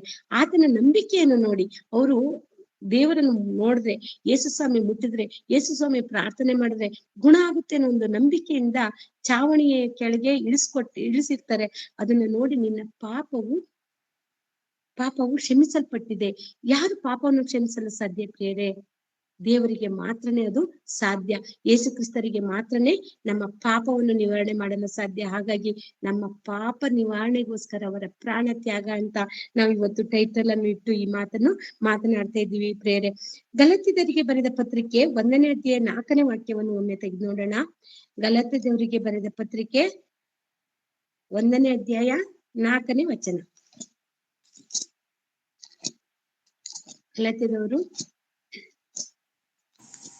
ಈತನು ನಮ್ಮನ್ನು ಕೆಟ್ಟದಾಗಿರುವಾಗ ಈಗಿನ ದುಷ್ಟ ಯೋಗದೊಳಗಿಂದ ಬಿಡಿಸಬೇಕೆಂದು ನಮ್ಮ ತಂದೆಯಾದ ದೇವರ ಚಿತ್ತಕ್ಕೆ ಅನುಸಾರವಾಗಿ ನಮ್ಮ ಪಾಪಗಳ ದೆಸೆಯಿಂದ ತನ್ನನ್ನು ಮರಣಕ್ಕೆ ಒಪ್ಪಿಸಿದನು. ದೇವರಿಗೆ ಯುಗಾಂತರಗಳಲ್ಲಿ ಥ್ಯಾಂಕ್ ಯು ಸಿಸ್ಟರ್. ಈತನು ನಮ್ಮನ್ನು ಕೆಟ್ಟದಾಗಿರುವ ಈಗಿನ ದುಷ್ಟ ಯುಗಗಳಿಂದ ಬಿಡಿಸಬೇಕೆಂದು ತಮ್ಮ ತಂದೆಯಾದ ದೇವರ ಚಿತ್ತಕ್ಕೆ ಅನುಸಾರವಾಗಿ ನಮ್ಮ ಪಾಪಗಳ ದೆಸೆಯಿಂದ ತನ್ನನ್ನು ಮರಣಕ್ಕೆ ಒಪ್ಪಿಸಿದನು. ಇಲ್ಲಿಯೂ ಸಹ ನಾವು ಯೋಚನೆ ಮಾಡುವಂತದ್ದು, ಯೇಸು ಸ್ವಾಮಿಯು ನಮ್ಮ ಪಾಪದ ದೆಸೆಯಿಂದ ತನ್ನನ್ನು ಮರಣಕ್ಕೆ ಒಪ್ಪಿಸಿದನು ಅನ್ನೋದನ್ನು ನಾವು ಸ್ಪಷ್ಟವಾಗಿ ನಾವು ತಿಳಿದುಕೊಳ್ಬಹುದು. ತಂದೆಯ ಚಿತ್ತದ ಪ್ರಕಾರ ಈ ಕೆಟ್ಟ ಲೋಕದಲ್ಲಿ ನಮ್ಮನ್ನು ಬಿಡಿಸುವುದಕ್ಕೋಸ್ಕರ, ಈ ಕೆಟ್ಟ ಯುಗದಲ್ಲಿ, ಅಂದರೆ ಈ ಸಮಾಜ ಅನ್ನೋದು ಕೆಟ್ಟು ಹೋಗಿದೆ, ಕೆಡುಕನ ವಶದಲ್ಲಿದೆ. ಕೆಡುಕ ಯಾರು? ಅಪವಾದಿ. ಅಪವಾದಿಯು ತನ್ನ ಗರ್ಭಗುಡಿಯಲ್ಲೇ, ದೇವರು ಕೂರಬೇಕಾದ ಗರ್ಭಗುಡಿಯಲ್ಲೇ ಅಪವಾದಿಯು ಕುಳಿತು ಅನೇಕ ಮೋಸವನ್ನು, ವಂಚನೆಯನ್ನು ಮಾಡ್ತಾ ಇದ್ದಾನೆ. ನಮ್ಮನ್ನು ದಿಕ್ಕು ತಪ್ಪಿಸ್ತಾ ಇರುವಂತ ಈ ಸಮಯ, ಎಲ್ಲಿ ನೋಡಿದ್ರು ಪ್ರಾಪಂಚಿಕವಾಗಿ ಭೋಗಾಸೆಗಳಲ್ಲಿ ಬಿದ್ದು ಮನುಷ್ಯನು ಕೆಟ್ಟು ಹೋಗ್ತಾ ಇದ್ದಾನೆ. ಸ್ವಾರ್ಥ ಹಿತ ಚಿಂತನೆ, ತನ್ನ ಸ್ವಂತಕ್ಕಾಗಿ ಚಿಂತನೆ ಮಾಡಿ ಕೆಟ್ಟು ಹೋಗ್ತಾ ಇದ್ದಾನೆ. ಇಂಥ ಒಂದು ಸಂದರ್ಭದಲ್ಲಿ ಪಾಪದಿಂದ ಬಿದ್ದಿರುವ ಈ ಲೋಕದಲ್ಲಿರುವ ತನ್ನ ಮಕ್ಕಳಾದ ನಮ್ಮನ್ನು ರಕ್ಷಿಸುವುದಕ್ಕೋಸ್ಕರ, ಪಾಪದಿಂದ ಬಿಡುಗಡೆ ಮಾಡುವುದಕ್ಕೋಸ್ಕರ ದೇವರ ಚಿತ್ತಕ್ಕೆ ಅನುಸಾರವಾಗಿ ನಮ್ಮ ಪಾಪಗಳ ದೆಸೆಯಿಂದ ತನ್ನನ್ನು ಮರಣಕ್ಕೆ ಒಪ್ಪಿಸಿದನು. ಯೇಸು ಸ್ವಾಮಿ ತನ್ನನ್ನು ತಾನು ಮರಣಕ್ಕೆ ಒಪ್ಪಿಸ್ಕೊಳ್ತಾರೆ. ಯಾಕೆ ಅಂದ್ರೆ, ನಾವು ರಕ್ಷಣೆ ಹೊಂದಬೇಕಾದ್ರೆ, ನಾವು ಪಾಪದಿಂದ ಬಿಡುಗಡೆ ಹೊಂದಬೇಕಾದ್ರೆ, ನಾವು ನಿತ್ಯ ಜೀವಕ್ಕೆ ಹೋಗ್ಬೇಕಾದ್ರೆ ಯೇಸು ಸ್ವಾಮಿ ಬಲಿಯಾಗೋದು ಮುಖ್ಯವಾಗಿತ್ತು. ಯಾಕಂದ್ರೆ ಪರಿಶುದ್ಧವಾದ ರಕ್ತದಿಂದ ಹೊರತು ಪಾಪಿಗಳ ಪರಿಹಾರ ಇಲ್ಲ. ಯಾಕಂದ್ರೆ ಹಿಂದೆ ನಾವು ನೋಡ್ಬೋದು ಅನೇಕ ಬಲಿದಾನಗಳು, ಈಗಲೂ ಸಹ ಅನ್ಯರಲ್ಲಿ ಆ ಪದ್ಧತಿ ಮುಂದುವರಿತಾ ಇದೆ. ನಾವು ಮಾಡಿದ ಪಾಪ ಪರಿಹಾರಕ್ಕೋಸ್ಕರವಾಗಿ ಪಕ್ಷಿ ಪ್ರಾಣಿಗಳನ್ನು ಬಲಿಯಾಗಿ ಕೊಡ್ತಾರೆ, ಆ ರಕ್ತದಿಂದ ಅವರ ಪಾಪ ಪರಿಹಾರ ಆಯ್ತು ಅಂತ. ಆದ್ರೆ ಖಂಡಿತ ಸಾಧ್ಯ ಇಲ್ಲ. ಪರಿಶುದ್ಧವಾದ ರಕ್ತದಿಂದ ಮಾತ್ರನೇ ಅದು ಪಾಪ ಪರಿಹಾರ ಆಗ್ಲಿಕ್ಕೆ ಸಾಧ್ಯ. ಅದಕ್ಕೋಸ್ಕರ ಯೇಸು ಸ್ವಾಮಿ ತನ್ನ ಪರಿಶುದ್ಧವಾದ ಜೀವಿತವನ್ನು ಜೀವಿಸಿ, ಆ ಪರಿಶುದ್ಧವಾದ ಜೀವಿತವನ್ನು ಸಿಲುಬೆಯ ಮೂಲಕ ನಮಗೋಸ್ಕರ ಮುಗಿಸ್ತಾರೆ. ಆ ಒಂದು ಅವರು ಮಾಡಿದ ಒಂದೇ ಒಂದು ಅವರ ಮರಣದ ದೆಸೆಯಿಂದ ನಾವು ನಮ್ಮ ಪಾಪದ ದೆಸೆಯಿಂದ ಬಿಡುಗಡೆ ಹೊಂದ್ತೀವಿ. ಹಾಗಾಗಿ ಯೇಸು ಸ್ವಾಮಿಯ ಅಮೂಲ್ಯವಾದ ರಕ್ತ, ಶ್ರೇಷ್ಠವಾದ ರಕ್ತ, ಅದನ್ನು ತಿಳಿದುಕೊಳ್ಬೇಕು. ತಂದೆಯ ಪ್ರೀತಿಯನ್ನು ತಿಳಿದುಕೊಳ್ಬೇಕು. ಯೇಸು ಸ್ವಾಮಿಯ ಪ್ರೀತಿಯನ್ನು, ಕೃಪೆಯನ್ನು, ತ್ಯಾಗವನ್ನು ನಾವು ಅರ್ಥ ಮಾಡ್ಕೊಳ್ಬೇಕು.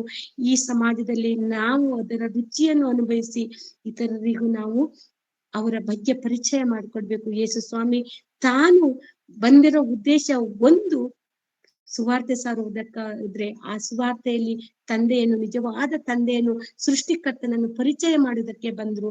ಅದೇ ರೀತಿಯಾಗಿ ಈ ಲೋಕದಲ್ಲಿ ನಾವು ಹೇಗೆ ಬದುಕಬೇಕು ಅನ್ನೋದನ್ನು ತೋರಿಸ್ಕೊಟ್ರು. ಪಾಪಿಗಳ ಮಧ್ಯದಲ್ಲಿ ನಾವು ವಾಸವಾಗಿರುವ ನಾವು ಹೇಗೆ, ಕೆಸರಿನಲ್ಲಿ ಕಮಲದ ಹೂ ಇರುತ್ತಲ್ವಾ, ನೀವು ತಾವರೆ ಹೂ ನೋಡಿರ್ತೀರಲ್ವಾ, ಅದು ಕೆರೆಯಲ್ಲಿ ಕೆಸರಿನಲ್ಲಿ ಇರುತ್ತೆ, ಆದ್ರೆ ಅದು ಮೈಗೆ ಕೆಸರನ್ನು ಅದು ಅಂಟಿಸಿಕೊಳ್ಳುವುದಿಲ್ಲ. ಹೇಗೆ ತಾವರೆ ಹೂವು ಕೆಸರಿನಲ್ಲಿ ಇದ್ರೂ ಕೆಸರಿಗೆ ಅಂಟಿಕೊಳ್ಳುವುದಿಲ್ವೋ, ಹಾಗೆ ಈ ಲೋಕವು ಪಾಪನ, ಕೆಡುಕನ ವಶದಲ್ಲಿದೆ. ಈ ಪಾಪದ ಯುಗದಲ್ಲಿ ನಾವು ವಾಸಿಸಿದ್ರು ಪಾಪವು ನಮಗೆ ಅಂಟದ ಹಾಗೆ ಹೇಗೆ ಬದುಕಿ ನಾನಿರುವ ಮಹಾಲೋಕಕ್ಕೆ ಬರ್ಬೇಕು ಅನ್ನೋದು ಪ್ರಭು ಯೇಸು ಕ್ರಿಸ್ತರು ನಮಗೆ ತಿಳಿಸ್ಲಿಕ್ಕೆ ಈ ಲೋಕಕ್ಕೆ ಬಂದಿದ್ದಾರೆ. ಅದನ್ನ ನಾವು ಅರ್ಥ ಮಾಡಿಕೊಂಡು ನಮ್ಮ ಪಾಪಗಳ ದೆಸೆಯಿಂದ ಅವರು ಮರಣಕ್ಕೆ ಗುರಿಯಾದ್ರು ಅನ್ನೋದನ್ನು ನಾವು ನಂಬತಕ್ಕದ್ದಾಗಿದೆ. ಅದೇ ರೀತಿ ಯೋಹಾನನು ಬರೆದ ಸುವಾರ್ತೆ 17ನೇ ಅಧ್ಯಾಯದಲ್ಲಿ 2 ಮತ್ತು 3 ವಾಕ್ಯವನ್ನು ನಾವು ಒಮ್ಮೆ ಓದಿ ನೋಡೋಣ ಪ್ರಿಯರೇ. ಯೋಹಾನನು ಬರೆದ ಸುವಾರ್ತೆ, ನೀನು ಅವನಿಗೆ ಯಾರನ್ನು ಕೊಟ್ಟಿದ್ದೀಯೋ ಅವರೆಲ್ಲರಿಗೆ ಅವನು ನಿತ್ಯ ಜೀವವನ್ನು ಕೊಡಬೇಕೆಂದು ನಿಮಗೆ ಅವನಿಗೆ ಎಲ್ಲಾ ಮನುಷ್ಯನ ಮೇಲೆ ಅಧಿಕಾರಿಯನ್ನು ಕೊಟ್ಟಿಯಲ್ಲ. ಒಬ್ಬನೇ ಸತ್ಯದೇವರಾಗಿರುವ ನಿನ್ನನ್ನು ನೀನು ಕಳುಹಿಸಲ್ಪಟ್ಟ ಯೇಸು ಕ್ರಿಸ್ತನನ್ನು ತಿಳಿಯುವುದೇ ನಿತ್ಯ ಜೀವವು. ಸಾಕು. ನೀನು ಅವನಿಗೆ ಯಾರ್ಯಾರನ್ನು ಕೊಟ್ಟಿದ್ದೀಯೋ ಅವರೆಲ್ಲರಿಗೂ ಅವನು ನಿತ್ಯ ಜೀವವನ್ನು ಕೊಡಬೇಕೆಂದು ಅವರಿಗೆ ಎಲ್ಲಾ ಮನುಷ್ಯರ ಮೇಲೆ ಅಧಿಕಾರವನ್ನು ಕೊಟ್ಟೆಯಲ್ಲ. ತಂದೆಯಾದ ದೇವರು ಯಾರ್ಯಾರನ್ನು ರಕ್ಷಿಸ್ಬೇಕೋ, ಯಾರ್ಯಾರಿಗೆ ನಿತ್ಯ ಜೀವವನ್ನು ಕೊಡ್ಬೇಕು ಅನ್ನೋದು ಅವರ ಪುಸ್ತಕದಲ್ಲಿ ಪಟ್ಟಿಯನ್ನು ಬರ್ಕೊಂಡಿದ್ದಾರೆ. ಅವರ ವಿಷಯದಲ್ಲಿ ಯೇಸು ಸ್ವಾಮಿಗೆ ಅವರನ್ನು ದಾನ ಮಾಡಿದ್ದಾರೆ. ಅವರಿಗೆಲ್ಲರೂ ಎಲ್ಲಾ ಮನುಷ್ಯರ ಮೇಲೆ ಅಧಿಕಾರವನ್ನು ಕೊಟ್ಟೆ ಅಲ್ಲ. ತಂದೆಯಾದ ದೇವರೇ ಯೇಸು ಕ್ರಿಸ್ತರಿಗೆ ಅಧಿಕಾರ ಕೊಟ್ಟಿರೋದು. ಒಬ್ಬನೇ ಸತ್ಯ ದೇವರಾಗಿರುವ ನಿನ್ನನ್ನು ನೀನು ಕಳಿಸಿಕೊಟ್ಟ ಯೇಸು ಕ್ರಿಸ್ತನನ್ನು ತಿಳಿಯುವುದೇ ನಿತ್ಯ ಜೀವ. ಹಾಗಾದ್ರೆ ನಿತ್ಯ ಜೀವ ಅಂದ್ರೆ ಏನು? ಯೇಸು ಸ್ವಾಮಿಯನ್ನು ನಿತ್ಯ ಜೀವವನ್ನು ಕೊಡುವುದಕ್ಕೋಸ್ಕರ ಅಧಿಕಾರ ಕೊಟ್ಟು ಕಳಿಸ್ತಾರೆ ದೇವರು. ಆದ್ರೆ ನಿತ್ಯ ಜೀವ ಏನು ಅಂದ್ರೆ ನಿಜವಾದ ಸತ್ಯ ದೇವರಾಗದ ತಂದೆಯನ್ನು ಮತ್ತು ತಂದೆಯು ಕಳಿಸಿಕೊಟ್ಟ ಯೇಸು ಕ್ರಿಸ್ತರನ್ನು ತಿಳಿಯುವುದೇ ನಿತ್ಯ ಜೀವ. ಯಾರು ತಂದೆಯನ್ನು, ಮಗನನ್ನು, ಪವಿತ್ರಾತ್ಮನನ್ನು ತಿಳಿದುಕೊಂಡು ನಮ್ಮನ್ನು ನಾವು ಈ ಭೂಮಿಗೆ ಬರಲು ಕಾರಣವೇನು? ನಾವು ಹುಟ್ಟಲು ಕಾರಣ ಇದೆ. ಕಾರಣ ಇಲ್ಲದೆ ಯಾರೂ ಹುಟ್ಟಿಲ್ಲ. ಯೇಸು ಸ್ವಾಮಿ ಹುಟ್ಟಲಿಕ್ಕೂ ಕಾರಣ ಇದೆ, ನಾವು ಹುಟ್ಟಲಿಕ್ಕೂ ಕಾರಣ ಇದೆ. ನಾವೆಲ್ಲರೂ ಕಾರಣ ಜನ್ಮರು. ಹಾಗಾಗಿ ತಂದೆಯ ಸಂಕಲ್ಪ ನಾವೆಲ್ಲರೂ ಪಾಪದ ದೆಸೆಯಿಂದ ಸತ್ತವರಾದ ನಮ್ಮನ್ನು ಯೇಸು ಕ್ರಿಸ್ತನ ಮೂಲಕ ರಕ್ಷಣೆಯನ್ನು ಹೊಂದಿ ನಾವು ನಿತ್ಯ ಜೀವಕ್ಕೆ ಹೋಗ್ಬೇಕು. ನಾವು ಪರಲೋಕದಿಂದ ಬಂದಿದ್ದೇವೆ, ಮತ್ತೆ ಪರಲೋಕ ನಿವಾಸಿಗಳಾಗ್ಬೇಕು. ಪರಲೋಕದಲ್ಲಿ ತಂದೆಯೊಂದಿಗೆ ಸೇರಿ ನಾವು ಜೀವಿಸ್ಬೇಕು ಅನ್ನೋ ಉದ್ದೇಶದಿಂದ ಯೇಸು ಸ್ವಾಮಿಯನ್ನು ಭೂಮಿಗೆ ಕಳಿಸಿ ಪ್ರಾಣ ತ್ಯಾಗವನ್ನು ಮಾಡಿಸಿದ್ದಾರೆ ತಂದೆಯಾದ ದೇವರು. ಅದೇ ರೀತಿ ಮತ್ತೇನು ಬರೆದ ಸುವಾರ್ತೆ 9ನೇ ಅಧ್ಯಾಯ 13ನೇ ವಾಕ್ಯವನ್ನು ಒಮ್ಮೆ ತೆಗೆದು ನೋಡೋಣ ಪ್ರಿಯರೇ. ಮತ್ತೇನು ಬರೆದ ಸುವಾರ್ತೆ 9ನೇ ಅಧ್ಯಾಯ 13ನೇ ವಾಕ್ಯ. ನಾನು ನೀತಿವಂತರನ್ನು ಕರೆಯಲು ಬಂದಿಲ್ಲ, ಪಾಪಿಗಳನ್ನು ರಕ್ಷಿಸಲು ಬಂದಿದ್ದೇನೆ. ಇಲ್ಲಿಯೂ ಸಹ ಮೊದಲ ತಿಮೋತಿಯನ್ನು ಬರೆದ ಪತ್ರಿಕೆಯಲ್ಲೂ ಕ್ರಿಸ್ತ ಯೇಸು ಪಾಪಿಯನ್ನು ರಕ್ಷಿಸುವುದಕ್ಕೆ ಬಂದನು ಅಂತ ಹೇಳೋ ಮಾತನ್ನು ನಂಬತಕ್ಕದ್ದು ಅಂತ ಹೇಳಿ ಪೌಲರು ಹೇಳಿದ್ರು. ಅದೇ ರೀತಿ ಇಲ್ಲಿ ಮತ್ತೇಯ ಸುವಾರ್ತೆಯಲ್ಲಿ ನಾನು ನೀತಿವಂತರನ್ನು ಕರೆಯಲು ಬಂದಿಲ್ಲ, ಪಾಪಿಗಳನ್ನು ರಕ್ಷಿಸಲು ಬಂದಿದ್ದೇನೆ ಅಂತ ಸ್ವತಃ ಯೇಸು ಸ್ವಾಮಿ ಹೇಳ್ತಾ ಇದ್ದಾರೆ. ಇದು ಯಾವ ಸಂದರ್ಭ ಅಂದ್ರೆ, ಜಕ್ಕಯ್ಯ ಗೊತ್ತಲ್ಲ, ಸುಂಕದ ಜಕ್ಕಯ್ಯನವರು ಯೇಸು ಸ್ವಾಮಿ ಅವರು ಮನೆಗೆ ಬಂದ ತಕ್ಷಣ ಆತನಲ್ಲಿ ಸಂಪೂರ್ಣವಾದ ಬದಲಾವಣೆಯನ್ನು ದೇವರು ನೋಡ್ತಾರೆ. ಯಾರನ್ನ? ಜಕ್ಕಯ್ಯನಲ್ಲಿ. ಜಕ್ಕಯ್ಯ ಸುಂಕದವನು, ಅಂದ್ರೆ ಪಾಪಿಗಳು ಅಂತ ಅರ್ಥ. ಆ ಸುಂಕದವನಾದ ಜಕ್ಕಯ್ಯನು ಮೋಸ ಮಾಡಿ ಎಲ್ಲಾ ಸುಂಕವನ್ನು ವಸೂಲಿ ಮಾಡುವಾಗ ಹೆಚ್ಚಾದ ಪ್ರಮಾಣದಲ್ಲಿ ವಸೂಲಿ ಮಾಡಿರ್ತಾನೆ. ಆತನು ಯೇಸು ಸ್ವಾಮಿಯನ್ನು ನೋಡಿದ ತಕ್ಷಣ ಆತನ ಮನಸ್ಸಿನಲ್ಲಿ ಬಂದ ಬದಲಾವಣೆ ಏನಂದ್ರೆ, ನನ್ನ ಆಸ್ತಿಯಲ್ಲಿ ನಾನು ಸಂಪಾದಿಸಿದ ಆಸ್ತಿಯಲ್ಲಿ ಅರ್ಧ ಭಾಗವನ್ನು ಬಡವರಿಗೆ ಕೊಡ್ತೀನಿ ಅಂತ ಹೇಳ್ತಾನೆ. ನಾನು ಅರ್ಧ ಆಸ್ತಿಯನ್ನು ಬಡವರಿಗೆ ಕೊಡ್ತೀನಿ, ಅಷ್ಟೇ ಅಲ್ಲ ನಾನು ಅನ್ಯಾಯವಾಗಿ ಸುಲಕೊಂಡಿದ್ದರಲ್ಲಿ 4ರಷ್ಟು ಹಿಂದಕ್ಕೆ ಕೊಡ್ತೇನೆ ಅಂತ ಒಪ್ಪಿಕೊಳ್ತಾನೆ. ಅಂದ್ರೆ ಆತನಲ್ಲಿ ಎಂತ ದೊಡ್ಡ ಬದಲಾವಣೆ ಆಯ್ತು. ಆ ಬದಲಾವಣೆಯನ್ನು ನೋಡಿದ ಯೇಸು ಸ್ವಾಮಿ, ನಾನು ಪಾಪಿಗಳನ್ನು ನೀತಿವಂತರನ್ನು ಕರೆಯಲು ಬಂದಿಲ್ಲ, ನಾನು ಪಾಪಿಗಳನ್ನು ರಕ್ಷಿಸಲು ಬಂದಿದ್ದೇನೆ ಅಂತಾರೆ. ಅಬ್ರಹಾಮನ ಸಂತಾನದವನಲ್ಲವೇ ಜಕ್ಕಯ್ಯನು? ಅಬ್ರಹಾಮನ ಸಂತಾನ. ಹಾಗಾಗಿ ನಾನು ಪಾಪಿಗಳನ್ನು ರಕ್ಷಿಸುವುದಕ್ಕೆ ಈ ಭೂಮಿಗೆ ಬಂದೆನು ಅಂತೇಳಿ ಯೇಸು ಸ್ವಾಮಿ ಹೇಳ್ತಾರೆ. ಅಂದ್ರೆ ಎಷ್ಟು ಸತ್ಯವಾದ ಮಾತು. ನಾವು ಜಕ್ಕಯ್ಯನ ಹಾಗೆ ನಮ್ಮ ಹೃದಯದಲ್ಲಿ ಆಲೋಚನೆಗಳಿಲ್ವಾ? ಜಕ್ಕಯ್ಯನು ಸುಂಕದವನಾಗಿ ಹಣವನ್ನು ಜಾಸ್ತಿ ವಸೂಲಿ ಮಾಡ್ದ. ಇವತ್ತು ಸಹ ನಾವು ಹಣದಾಸೆಗೆ ನಮ್ಮನ್ನು ನಾವು ತಿವಿಸಿಕೊಳ್ತಾ ಇಲ್ವಾ? ಪ್ರಪಂಚದಲ್ಲಿ ದುಡಿಯಬೇಕು, ಹಣ ಸಂಪಾದನೆ ಮಾಡ್ಬೇಕಂತ ಓಡ್ತಾ ಇಲ್ವಾ? ಅದು ನ್ಯಾಯವಾಗಿ ಸಂಪಾದನೆ ಮಾಡಿದ್ರೆ ದೇವರಿಗೆ ಸ್ತೋತ್ರವಾಗ್ಲಿ. ನಾವು ಅನ್ಯಾಯವಾಗಿ ಏನಾದ್ರೂ ಹಣ ಸಂಪಾದನೆ ಮಾಡ್ತಾ ಇದ್ರೆ ನಮ್ಮ ಹೃದಯವು ಬದಲಾವಣೆ ಆಗಿದೆ ಅಂದ್ರೆ ಜಕ್ಕಯ್ಯನ ಹಾಗೆ ನಾವು ಸಹ ನಮ್ಮನ್ನು ಮಾರ್ಪಡಿಸಿಕೊಳ್ಳಬೇಕು. ದೇವರು ಪಾಪಿಗಳನ್ನು ರಕ್ಷಿಸುವುದಕ್ಕೆ ಬಂದಿದ್ದು ನಾವು ಸಹ ಪಾಪಿಗಳಲ್ಲಿ ಒಬ್ಬರು ಅನ್ನೋದನ್ನು ನಾವು ಮರೆಯಬಾರದು ಪ್ರಿಯರೇ. ಹಾಗಾಗಿ ಇದರ ಸಾರಾಂಶವನ್ನು ನಾವು ನೋಡುವಾಗ 1ನೇ ಯೋಹಾನ 3:16 ಪ್ರಕಾರ ಕ್ರಿಸ್ತನು ನಮಗೋಸ್ಕರ ಪ್ರಾಣ ಕೊಟ್ಟಿದ್ದರಲ್ಲಿ ದೇವರ ಪ್ರೀತಿ ಎಂಥದ್ದು ಅಂತ ಗೊತ್ತಾಗುತ್ತೆ ಅಂತ ನಾವು ನೋಡಿದ್ದೇವೆ. ಅಂದ್ರೆ ದೇವರು ತನ್ನ ಒಬ್ಬನೇ ಮಗನ ಪ್ರಾಣವನ್ನು ಸಹ ಲಕ್ಷಿಸದೆ ಆತನ ಪ್ರಾಣ ಮರಣ ಶಿಲುಬೆ ಮೂಲಕ ಘೋರವಾಗಿ ಆತನು ಮರಣ ಹೊಂದುತ್ತಾನೆ ಅಂತ ಮೊದಲನೇ ಗೊತ್ತಿದ್ರು ಆತನನ್ನು ಭೂಮಿಗೆ ಕಳ್ಸಿಕೊಡ್ತಾರೆ. ಅದೇ ರೀತಿ ಯೇಸು ಸ್ವಾಮಿಯು ಇಷ್ಟು ಸಿಲುಬೆಯ ಯಾತನೆಯನ್ನು ಪಡಿಬೇಕು ಅನ್ನೋದು ಆತನಿಗೆ ಗೊತ್ತಿರುತ್ತೆ. ಆತನ ಸರ್ವಶಕ್ತನು, ಆತನಿಗೆ ಎಲ್ಲ ಜ್ಞಾನವೂ ಇರುತ್ತೆ. ಆತನಿಗೆ ಗೊತ್ತು, ನನ್ನನ್ನು ಇದೇ ರೀತಿ ಸಿಲುಬೆ ಮರಣ ಏರಿಸ್ತಾರೆ, ಇದೇ ರೀತಿಯಾಗಿ ಜನಗಳು ಚಾಟಿಯಿಂದ ಹೊಡಿತಾರೆ, ನನ್ನನ್ನು ಗುದ್ದುತ್ತಾರೆ, ಅವಮಾನ ಮಾಡ್ತಾರೆ, ಮುಳ್ಳಿನ ಕಿರೀಟದಿಂದ ಅವಮಾನ ಪಡಿಸ್ತಾರೆ ಅಂತೇಳಿ ಗೊತ್ತಿದ್ದುನು ಯೇಸು ಸ್ವಾಮಿ ತಂದೆಯ ಚಿತ್ತವನ್ನು ನೆರವೇರಿಸುವುದಕ್ಕೋಸ್ಕರ ಅವರು ತನ್ನನ್ನು ತಾನು ಒಪ್ಪಿಸಿಕೊಡ್ತಾರೆ. ಇದನ್ನೆಲ್ಲ ನಾವು ನೋಡಿದಾಗ ದೇವರು ಎಷ್ಟು ಪ್ರೀತಿ ಸ್ವರೂಪನು, ಎಷ್ಟು ಕರುಣಾಮಯನು, ಎಷ್ಟು ತ್ಯಾಗಮಯನು ಅನ್ನೋದು ನಮ್ಗೆ ಅರ್ಥ ಆಗುತ್ತೆ. ದೇವರ ಸಹನೆ, ಯೇಸು ಕ್ರಿಸ್ತನ ಸಹನೆಯನ್ನು ನಾವು ನೋಡ್ಬೇಕು. ನಾವೆಲ್ಲರೂ ಇವತ್ತು ಶಿಲುಬೆಯ ಮರಣದ ಕುರಿತು ಮಾತಾಡುವಾಗ ಯೇಸು ಸ್ವಾಮಿಯು ಶಿಲುಬೆಯಲ್ಲಿ ಆಡಿದ 7 ಮಾತುಗಳನ್ನು ನೆನಪು ಮಾಡ್ಕೊಳ್ತಾರೆ. ಅದು ಪ್ರಮುಖವಾದ ವಾಕ್ಯಗಳು, ಶ್ರೇಷ್ಠವಾದ ವಾಕ್ಯಗಳು ಅಂತ ಮಾತಾಡ್ಕೊಳ್ತಾರೆ. ಆದ್ರೆ ಯೇಸು ಸ್ವಾಮಿಯ ಜೀವಿತದಲ್ಲಿ ಅವರ ಬಾಯಿಂದ ಬಂದಿದ್ದ ಎಲ್ಲ ಮಾತುಗಳು ಶ್ರೇಷ್ಠವಾದ ಮಾತುಗಳೇ. ಆದರೆ ಶಿಲುಬೆಯ ಮರಣದ ಸಂಕಟದಲ್ಲಿದ್ದಾಗಲೂ ಅವರು ಆಡಿದ ಮಾತುಗಳು ಪ್ರಭಾವಿತ ಜನಗಳ ಮೇಲೆ ಪ್ರಭಾವವನ್ನು ಬೀರಿದೆ ಅನ್ನೋದನ್ನು ನಾವು ಮರೆಯಬಾರದು ಪ್ರಿಯರೇ. ಅವರ 7 ಮಾತುಗಳಲ್ಲಿ ಪ್ರತಿಯೊಂದು ಮಾತಲ್ಲೂ ಅವರ ಪ್ರೀತಿ ಸಹನೆ ಎಷ್ಟೊಂದು ಇತ್ತು ಅನ್ನೋದನ್ನ ನಾವು ಅರ್ಥ ಮಾಡಿಕೊಳ್ಬಹುದು. ಅವರು ಬಂದಿರುವ ಸಂಪೂರ್ಣ ಗ್ರಂಥದ ಸುರುಳಿಯಲ್ಲಿ ದೇವರು ಏನ್ ಬರ್ಕೊಂಡಿದ್ದಾರೋ ಅದನ್ನೆಲ್ಲ ಸಂಪೂರ್ಣವಾಗಿ ನೆರವೇರಿಸುವುದಕ್ಕೋಸ್ಕರ ಅವರು ತಮ್ಮ ಶಿಲುಬೆಯಲ್ಲಿ ಸಂಪೂರ್ಣವಾಗಿ ಅವರನ್ನು ಅವರು ಅರ್ಪಿಸಿಕೊಂಡಿದ್ದನ್ನು ನಾವು ಗಮನಿಸಬಹುದು ಪ್ರಿಯರೇ. 1 ಯೋಹಾನ 3:18 ಒಮ್ಮೆ ತೆಗೆದು ನೋಡಿ. ಮೊದಲನೇ ಯೋಹಾನ 3ನೇ ಅಧ್ಯಾಯ 18ನೇ ವಾಕ್ಯವನ್ನು ಒಮ್ಮೆ ನೋಡೋಣ.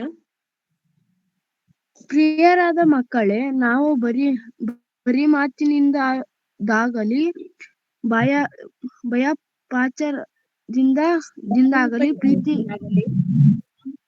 ಪ್ರೀತಿಸುವವರಾಗಿರಬಾರದು. ನಿಮ್ಮ ಪ್ರೀತಿಯು ಕೃತ್ಯಗಳಿಂದಲೂ ಸತ್ಯದಲ್ಲಿಯೂ ತೋರಬೇಕು.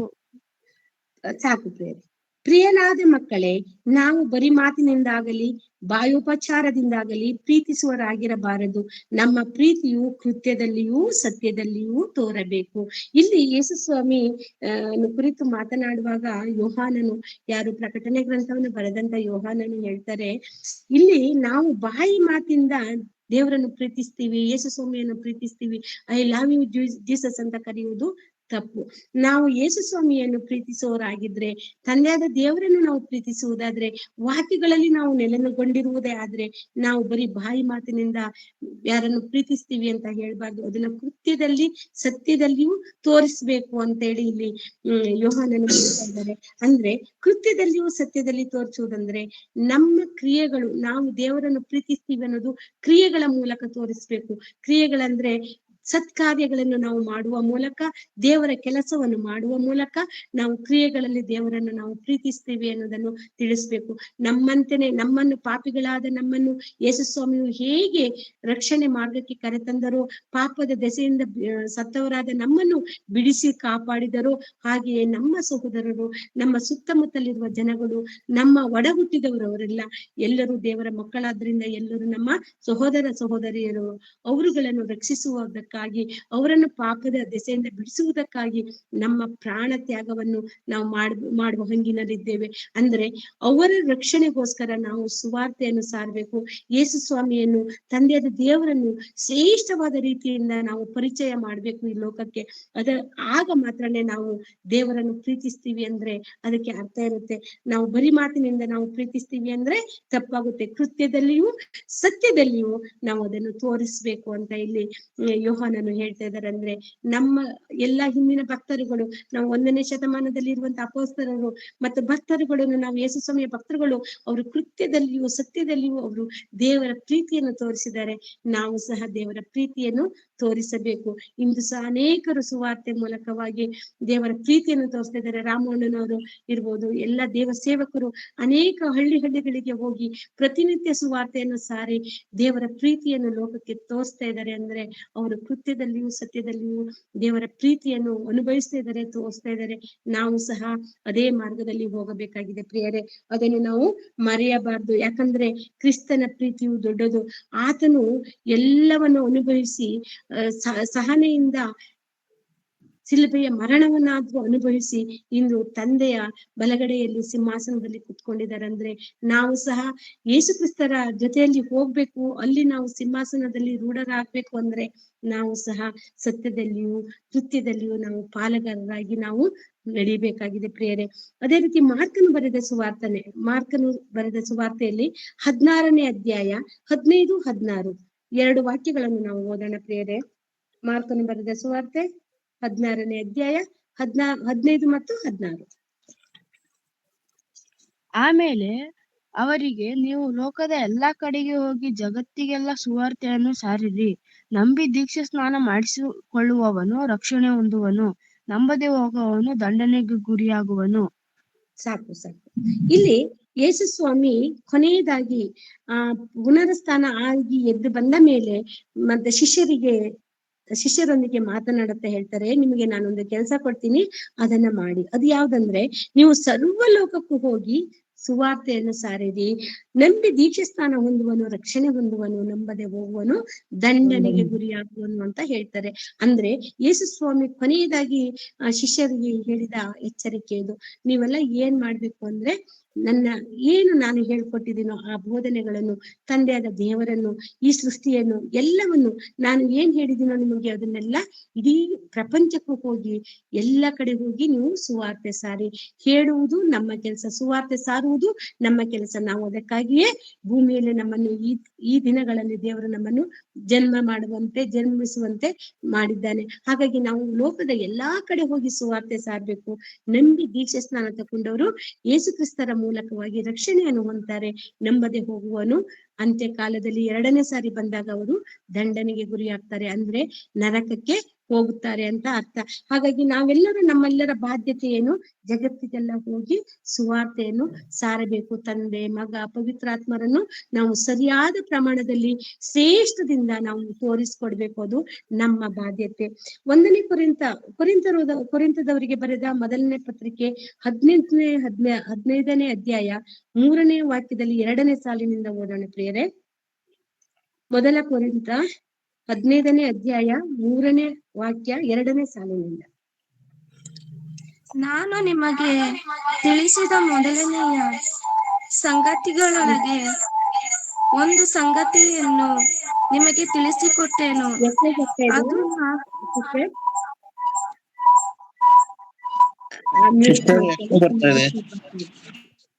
ಅದೇನೆಂದರೆ, ಶಾಸ್ತ್ರದಲ್ಲಿ ಮುಂತಿಳಿಸಿದ ಪ್ರಕಾರವೇ ಕ್ರಿಸ್ತನು ನಮ್ಮ ಪಾಪಗಳ ನಿವಾರಣೆಗಾಗಿ ಸತ್ತನು, ಹೂಣಲ್ಪಟ್ಟನು.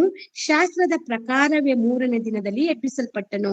ಕ್ರಿಸ್ತನು ಮರಣ, ಸಮಾಧಿ, ಪುನರ್ಸ್ಥಾನವನ್ನು ನಾವಿಲ್ಲಿ ಮಾಡಿಕೊಳ್ಳಬೇಕು. ಅಂದ್ರೆ ಈ ಕೊರಿಂಥ ಬರೆದ ಪತ್ರಿಕೆಯಲ್ಲಿ ಪೌಲನು ಬರೀತಾ ಹೇಳ್ತಾ ಇದ್ದಾರೆ, ಯೇಸು ಸ್ವಾಮಿಯನ್ನು ನಮ್ಮ ಪಾಪಗಳ ನಿವಾರಣೆಗಾಗಿ ಸತ್ತನು. ಶಾಸ್ತ್ರದಲ್ಲಿ ಬರ್ದಿತ್ತು, ಮೊದ್ಲಗನೇ ಶಾಸ್ತ್ರದಲ್ಲಿ ಬರ್ದಿತ್ತು. ದೇವರ ಯೇಸು ಸ್ವಾಮಿಯ ಪ್ರತಿ ಒಂದು ಮಾತುಗಳು ನೆರವೇರ್ಬೇಕು ಅಂತ ಹೇಳಿ ಗ್ರಂಥದ ಸುರುಳಿಯಲ್ಲಿ ಹೇಗ್ ಬರ್ಕೊಂಡಿದ್ದಾರೋ ಆ ಸ್ಕ್ರಿಪ್ಟಿನ ಪ್ರಕಾರನೇ ಯೇಸು ಸ್ವಾಮಿಯ ಜೀವಿತ ನಡೆದಿದೆ.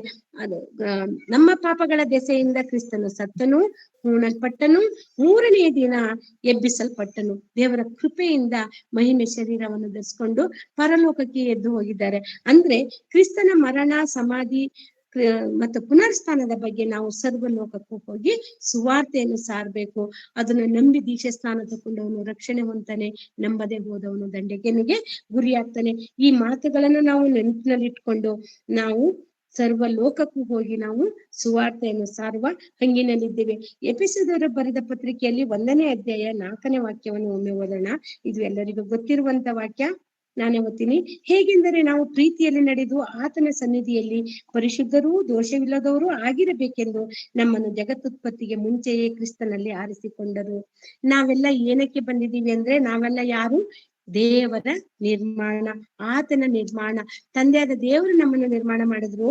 ಆದ್ರೆ ನಾವು ಆತನ ಸನ್ನಿಧಿಯಲ್ಲಿ ಪರಿಶುದ್ಧರು, ನೀತಿವಂತರು, ದೋಷ ಇಲ್ಲದವರು ಆಗಿರ್ಬೇಕು ಅಂತ ಹೇಳಿ ಯೇಸು ಸ್ವಾಮಿಯ ಮೂಲಕ ನಮ್ಮನ್ನು ಅವರು ಆರಿಸಿಕೊಂಡರು. ಅಂದ್ರೆ ತಂದೆಯಾದ ದೇವರ ಅನಾದಿ ಸಂಕಲ್ಪ ನಾವೆಲ್ಲರೂ ನಿರ್ದೋಷಿಗಳಾಗಿರ್ಬೇಕು, ನೀತಿವಂತರಾಗಿರ್ಬೇಕು, ಯಥಾರ್ಥವಂತರಾಗಿರ್ಬೇಕು, ಭಕ್ತಿವಂತರಾಗಿರ್ಬೇಕು. ತಂದೆಯಾದ ದೇವರಲ್ಲಿ ನಾವು ಆತನ ಸನ್ನಿಧಾನದಲ್ಲಿ ನಾವು ಇರ್ಬೇಕು ಅಂತ ದೇವರ ಆಸೆ. ಆ ಆಸೆಯನ್ನು ನೆರವೇರಿಸಲಿಕ್ಕೆ ತನ್ನ ಒಬ್ಬನೇ ಕುಮಾರನಾದ ಯೇಸು ಕ್ರಿಸ್ತನನ್ನು ಭೂಮಿಗೆ ಕಳಿಸಿ ಆತನ ಮೂಲಕವಾಗಿ ನಮ್ಮನ್ನು ನಿರ್ದೋಷಿಗಳನ್ನಾಗಿ ಮಾಡಿ ಪರಿಶುದ್ಧರನ್ನಾಗಿ ಮಾಡಿ ಪುನಃ ಮತ್ತೆ ಪರಲೋಕಕ್ಕೆ ಕರ್ಕೊಂಡು ಹೋಗಬೇಕು. ಯೇಸು ಸ್ವಾಮಿಯ ಮೂಲಕ್ಕೆ ಅನಾದಿಯಿಂದನೂ ಅವರು ಸಂಕಲ್ಪ ಮಾಡಿಕೊಂಡ ಪ್ರಕಾರವೇ ನಮ್ಮನ್ನು ಸಹ ಅವರು ಈ ಭೂಮಿಗೆ ಕಳ್ಸಿಕೊಟ್ಟಿದ್ದಾರೆ. ಯೇಸು ಸ್ವಾಮಿಯನ್ನು ಸಹ ಈ ಭೂಮಿಗೆ ಕಳ್ಸಿಕೊಟ್ಟಿದ್ದಾರೆ ಅನ್ನೋದನ್ನು ನಾವು ಮರೆಯಬಾರ್ದು. ನಾವು ಕ್ರಿಸ್ತ ಯೇಸುವಿನಲ್ಲಿ ಪಡೆದಂತವರು, ದೇವರು ಕ್ರಿಸ್ತ ಯೇಸುವಿನ ಮೂಲಕ ನಮ್ಮನ್ನು ಪಡೆದಿದ್ದಾರೆ. ಹಾಗಾಗಿ ನಾವು ನೀತಿವಂತರು, ನಿರ್ದೋಷಿಗಳು, ಪಾಪ ಇಲ್ಲದವರು ಆಗಿ ಬದುಕಬೇಕು ಅಂತ ಹೇಳಿ ಈ ಮಾತಿನ ಅರ್ಥವನ್ನು ನಾವು ನೋಡಬಹುದು. ಯಾಕಂತ ಹೇಳಿದ್ರೆ ನಾವು ಪ್ರತಿ ಒಂದು ವಿಷಯದಲ್ಲಿಯೂ ನಮ್ಮನ್ನು ನಾವು ಪರೀಕ್ಷಿಸಿಕೊಳ್ಬೇಕು. ಯೇಸು ಸ್ವಾಮಿಯು ಪರಿಶುದ್ಧರಾಗಿದ್ದಾರೆ, ತಂದೆಯಾದ ದೇವರು ಪರಿಶುದ್ಧರಾಗಿದ್ದಾರೆ. ನಾವು ಸಹ ಪರಿಶುದ್ಧರಾಗಿ ಜೀವನ ಮಾಡಬೇಕು. ನಾವು ನಿರ್ದೋಷಿಗಳಾಗಿರ್ಬೇಕು, ನೀತಿವಂತರಾಗಿ ಈ ಲೋಕದಲ್ಲಿ ನಮಗೆ ಕೊಟ್ಟ ಕೆಲಸವನ್ನು ನಾವು ಸಂಪೂರ್ಣವಾಗಿ ಮುಗಿಸಿಕೊಂಡು ಮತ್ತೆ ತಂದೆಯಾದ ದೇವರು ಇರಲಿಗೆ ನಾವು ಹೋಗ್ಬೇಕು. ಯೇಸು ಸ್ವಾಮಿಯು ಒಂದು ಮಾತನ್ನು ಹೇಳ್ತಾರೆ, ಅದು ಎಲ್ಲರಿಗೂ ಗೊತ್ತಿರುವಂತ ವಿಷಯ. ನೀನು ನನಗೆ ಮಾಡಲು ಕೊಟ್ಟ ಕೆಲಸವನ್ನು ಮಾಡಿ ಮುಗಿಸಿ ನಿನ್ನ ನಾಮವನ್ನು ಮಹಿಮೆ ಪಡಿಸ್ತಾ ಇದ್ದೀನಿ, ನನ್ನನ್ನು ಸಹ ನೀನು ಮಹಿಮೆ ಪಡಿಸುವಂತೆ ಯೇಸು ಸ್ವಾಮಿ ಕೇಳ್ತಾರೆ. ಅದೇ ರೀತಿಯಾಗಿ ನಾವು ಸಹ ನಮಗೆ ಕೊಟ್ಟಂತ ಕೆಲಸಗಳು, ದೇವರು ಕೆಲಸವನ್ನು ಕೊಟ್ಟಿದ್ದಾರೆ. ಈ ಭೂಮಿಗೆ ನಮ್ಮನ್ನು ಸುಮ್ಮನೆ ಕಳ್ಸಿಕೊಟ್ಟಿಲ್ಲ. ದೇವರ ಅನಾದಿ ಸಂಕಲ್ಪ ನಾವು ದೇವರನ್ನು ತಿಳಿದುಕೊಳ್ಬೇಕು, ಇತರರಿಗೆ ನಾವು ದೇವರನ್ನು ತಿಳಿಸಬೇಕು ಅನ್ನೋದು ದೇವರ ಅನಾದಿ ಸಂಕಲ್ಪ. ಆ ಅನಾದಿ ಸಂಕಲ್ಪದ ಪ್ರಕಾರ ನಾವು ಜೀವಿಸೋಣ. ನಮ್ಮ ಜೀವಿತವನ್ನು ಕ್ರಿಸ್ತನಿಗಾಗಿ ಅರ್ಪಿಸೋಣ. ನಮಗಾಗಿ ಜೀವನವನ್ನು ಅರ್ಪಿಸಿದವರು ಯೇಸು ಕ್ರಿಸ್ತರು, ನಮಗೋಸ್ಕರ ಬಲಿಯಾದವರು ಯೇಸು ಕ್ರಿಸ್ತರು. ನಾವು ಕೊನೆಯದಾಗಿ ಒಂದು ವಾಕ್ಯವನ್ನು ಓದಿಕೊಂಡು ಅದನ್ನು ಮುಗಿಸೋಣ. ಅದೇ ನಾವು ಮೊದಲು ನಾವು ಓದ್ವಿ 53ನೇ ಯೆಶಾಯನ ಪ್ರವಾದನೆ ಗ್ರಂಥ 53ನೇ ಅಧ್ಯಾಯ 5 ಮತ್ತು 6ನೇ ವಾಕ್ಯವನ್ನು ಒಮ್ಮೆ ಓದಿಬಿಟ್ಟು ನಾವು ಮುಗಿಸೋಣ ಪ್ರಿಯರೇ. ನಮ್ಮ ದ್ರೋಹಗಳ ದೆಸೆಯಿಂದ ಅವನಿಗೆ ಗಾಯವಾಯಿತು, ನಮ್ಮ ಅಪರಾಧಗಳ ನಿಮಿತ್ತ ಅವನು ಜಜ್ಜಲ್ಪಟ್ಟನು. ನಮಗೆ ಸುಕ್ಷೇಮವನ್ನುಂಟು ಮಾಡುವ ದಂಡನೆಯನ್ನು ಅವನ ಅನುಭವಿಸಿದ್ದೆಯನ್ನು ಅವನ ಬಾಸುಂಡಗಳಿಂದ ನಮಗೆ ಗುಣವಾಯಿತು. ನಾವೆಲ್ಲರೂ ಕುರಿಗಳಂತೆ ದಾರಿ ತಪ್ಪಿ ತೊಳಲುತ್ತಿದ್ದೆವು, ಪ್ರತಿಯೊಬ್ಬನು ತಮ್ಮ ತಮ್ಮ ದಾರಿಯನ್ನು ಹಿಡಿಯುತ್ತಿದ್ದನು. ನಮ್ಮೆಲ್ಲರ ದೋಷ ಫಲವು ಯೆಹೋವನು ಅವನ ಮೇಲೆ ಹಾಕಿದನು. ಸಾಕು ಪ್ರೇರೆ. ಇಲ್ಲಿ ನಾವು ಮೊದಲು ಓದ್ಕೊಂಡ್ವಿ, ಈಗ ಕೊನೆಯದಾಗಿ ಅದನ್ನು ಓದಿ ಮುಗಿಸೋಣ. ನಮ್ಮ ದ್ರೋಹಗಳ ದೆಸೆಯಿಂದ ಅವನಿಗೆ ಗಾಯವಾಯಿತು, ಆತನಿಗೆ ಗಾಯವಾಯಿತು. ನಮ್ಮ ಅಪರಾಧಗಳ ನಿಮಿತ್ತ ಆತನು ಜಜ್ಜಲ್ಪಟ್ಟನು. ನಮಗೆ ಸುಕ್ಷೇಮವನ್ನು ಉಂಟು ಮಾಡುವ ದೆಸೆಯಿಂದ ಆತನು ಅನುಭವಿಸಿದನು, ಬಾಸುಂಡೆಗಳಿಂದ ತಮ್ಮನ್ನು ಗುಣಪಡಿಸಿದನು. ಅಂದ್ರೆ ದೇವರು ನಮ್ಮನ್ನು ನಮ್ಮ ಪಾಪಗಳ ದೆಸೆಯಿಂದ ಬಿಡಿಸುವುದಕ್ಕೋಸ್ಕರ ಯೇಸು ಸ್ವಾಮಿಯನ್ನು ಬಲಿ ಮಾಡಿದ್ದಾರೆ. ಅವರನ್ನು ನಾವು ನೆನಪು ಮಾಡಿಕೊಳ್ಳೋಣ. ಅವರು ತ್ಯಾಗವನ್ನು, ಅವರ ಪ್ರೀತಿಯನ್ನು ನೆನಪು ಮಾಡಿಕೊಂಡು ಆ ತ್ಯಾಗ ಪ್ರೀತಿಯನ್ನು ನಾವು ಅನುಭವಿಸುತ್ತಾ ಪ್ರತಿನಿತ್ಯವೂ ವಾಕ್ಯಗಳ ಮೂಲಕವಾಗಿ, ದೇವರ ಮಾತುಗಳ ಮೂಲಕವಾಗಿ ನಮ್ಮ ಪಾಪವನ್ನು ನಾವು ತೊಳೆದುಕೊಳ್ಳೋಣ. ದೇವರ ಸಂದೇಶ ಕೇಳುವ ಮೂಲಕ ನಾವು ದೇವರಿಗೆ ವಾಕ್ಯಕ್ಕೆ ವಿಧೇಯರಾಗುವ ಮೂಲಕ ನಮ್ಮ ಪಾಪದ ದೆಸೆಯಿಂದ ನಾವು ಹೊರಬರಬಹುದು. ಪಾಪದಿಂದ ನಾವು ಹೊರಬಂದು ನೀತಿಗೆ ದಾಸರಾಗಬಹುದು ಅನ್ನೋದು ನಾವು ವಾಕ್ಯಗಳ ಮೂಲಕ ನೋಡ್ಕೊಂಡಿದ್ದೀವಿ. ಮನಪೂರ್ವಕವಾಗಿ ನಾವು ವಾಕ್ಯಕ್ಕೆ ಅಧೀನವಾದ್ರೆ ನಾವು ಖಂಡಿತವಾಗಿ ಪಾಪದಿಂದ ಹೊರಗೆ ಬರಬಹುದು. ವಾಕ್ಯಗಳನ್ನು ನಾವು ಸರಿಯಾಗಿ ಕೇಳಿ ಅದನ್ನು ಪ್ರಕಾರವಾಗಿ ಜೀವಿಸಿ ನಾವು ಪಾಪರಹಿತವಾದ ಜೀವಿತವನ್ನು ಜೀವಿಸೋಣ. ಪಾಪವನ್ನು ಮಾಡದ, ಪಾಪವನ್ನು ಅರಿಯದ, ನಮಗೋಸ್ಕರ ಪಾಪಿಯಾದ ಯೇಸು ಕ್ರಿಸ್ತರನ್ನು ನಾವು ಇವತ್ತು ಶಿಲುಬೆಯನ್ನು ನಾವು ನೆನಪಿಸ್ಕೊಳ್ತಾ ಇದ್ದೀವಿ. ಬರೀ ನೆನಪಿಸ್ಕೊಂಡ್ರೆ ಸಾಲಲ್ಲ, ನಮ್ಮ ಜೀವಿತವನ್ನು ಪಾಪದಿಂದ ಪರಿಶುದ್ಧತೆಗೆ ನಾವು ಕಾಪಾಡಿಕೊಳ್ಬೇಕು. ನಾವು ಪಾಪಿಗಳಾಗಿದ್ದೇವೆ ಅನ್ನೋದನ್ನು ಒಪ್ಪಿಕೊಂಡು ದೇವರಲ್ಲಿ ಮೊರೆ ಹೋಗಬೇಕು. ಎಷ್ಟೋ ಭಕ್ತರು ತನ್ನ ಪಾಪದ ಅರಿವು ಬಂದಾಗ ತನ್ನನ್ನು ಜೊಂಡಿನಂತೆ ಬುಗ್ಗಿಸಿಕೊಂಡು ದೇವರಲ್ಲಿ ಮೊರೆ ಹೊಕ್ಕಿ ಪಾಪ ವಿಮೋಚನೆಗಾಗಿ ಬೇಡಿದ್ದಾರೆ. ನಾವು ಸಹ ನಮ್ಮ ಪಾಪವನ್ನು ಒಪ್ಪಿಕೊಂಡು ಬಿಟ್ಟುಕೊಂಡು ನಿರ್ದೋಷಿಗಳಾಗಿ, ನೀತಿವಂತರಾಗಿ, ಪರಿಶುದ್ಧರಾಗಿ ಈ ಲೋಕದಲ್ಲಿ ನಮಗೆ ಕೊಟ್ಟ ಆಯುಷ್ಯನ್ನು ಓಟದಲ್ಲಿ ದೇವರಿಗಾಗಿ ಬದುಕಿ ದೇವರನ್ನೇ ಸೇರೋಣ ಅಂತ ಹೇಳ್ತಾ ಈ ವಾಕ್ಯಗಳ ಮೂಲಕ ನಿಮ್ಮನ್ನು ದೇವರು ಆಶೀರ್ವದಿಸಲಿ. ಕಣ್ಮುಚ್ಚಿ ಸಣ್ಣ ಪ್ರಾರ್ಥನೆ ಮಾಡಿಕೊಂಡು ಮುಗಿಸೋಣ ಪ್ರಿಯರೇ. ನಮ್ಮನ್ನು ಬಹಳವಾಗಿ ಪ್ರೀತಿಸುವ ಪರಲೋಕದಲ್ಲಿರುವ ತಂದೆಯಾದ ದೇವರೇ, ನಿಮ್ಮ ನಾಮಕ್ಕೆ ಸ್ತೋತ್ರವಾಗಲಿ, ಮಹಿಮೆ ಆಗಲಿ ತಂದೆ. ಅಪ್ಪ ತಂದೆ, ವಿಶೇಷವಾಗಿ ಈ ಮುಂಜಾನೆ ಸಮಯದಲ್ಲಿ ನನಗೆ ಕೊಟ್ಟಂತ ಈ ಅವಕಾಶಕ್ಕಾಗಿ ನಿನಗೆ ಸ್ತೋತ್ರಗಳು. ಹೌದು ಸ್ವಾಮಿ, ನೀವು ಕೊಟ್ಟ ಈ ಅವಕಾಶದಲ್ಲಿ ನಿನ್ನ ಮಾತುಗಳನ್ನು ಅಪ್ಪ ನನಗೆ ಗೊತ್ತಿರುವ ಪ್ರಕಾರವಾಗಿ 2 ಮಾತುಗಳನ್ನು ಆಡಲು ಅವಕಾಶ ಮಾಡಿಕೊಟ್ಟಿದ್ದೀಯ. ಅದಕ್ಕಾಗಿ ಸ್ತೋತ್ರಗಳು, ವಂದನೆಗಳು ತಂದೆ. ಅಪ್ಪ, ನೀನು ಪಟ್ಟ ಶ್ರಮ, ನಿನ್ನ ತ್ಯಾಗ, ನಿನ್ನ ಪ್ರೀತಿಯನ್ನು ನಾವು ಅರಿತಾಗ ಅಪ್ಪ, ನಿಮ್ಮ ಮಗನಾದ ಯೇಸು ಸ್ವಾಮಿಯ ಮೂಲಕವಾಗಿ ಅದನ್ನು ನಮ್ಮ ಭೂಮಿಗೆ ತೋರಿಸಿಕೊಟ್ಟಿದ್ದೀಯಪ್ಪ. ತಂದೆಯಾದ ದೇವರನ್ನು ನಿಮ್ಮನ್ನು ತೋರಿಸಿಕೊಡಲು, ನಿಮ್ಮನ್ನು ಪರಿಚಯ ಮಾಡಲು ಯೇಸು ಸ್ವಾಮಿಯನ್ನು ಕಳಿಸಿಕೊಟ್ಟಿದ್ದೀರಿ ತಂದೆ. ಅದಕ್ಕಾಗಿ ಸ್ತೋತ್ರ. ಯೇಸು ಸ್ವಾಮಿಯನ್ನು ಕಳಿಸಿಕೊಟ್ಟು ಅವರನ್ನು ಶಿಲುಬೆಯ ವೇದನೆಯನ್ನು ಪಡೆದು ಮರಣದಿಂದ ತಪ್ಪಿಸಿಕೊಂಡವರಾದ ಯೇಸು ಸ್ವಾಮಿಯನ್ನು ನಾವು ಈ ದಿನದಲ್ಲಿ ನೆನೆಸಿಕೊಳ್ಳಲು ನಿಮ್ಮ ಕೃಪೆ ಕೊಟ್ಟಿದ್ದಕ್ಕಾಗಿ ಸ್ತೋತ್ರ ತಂದೆ.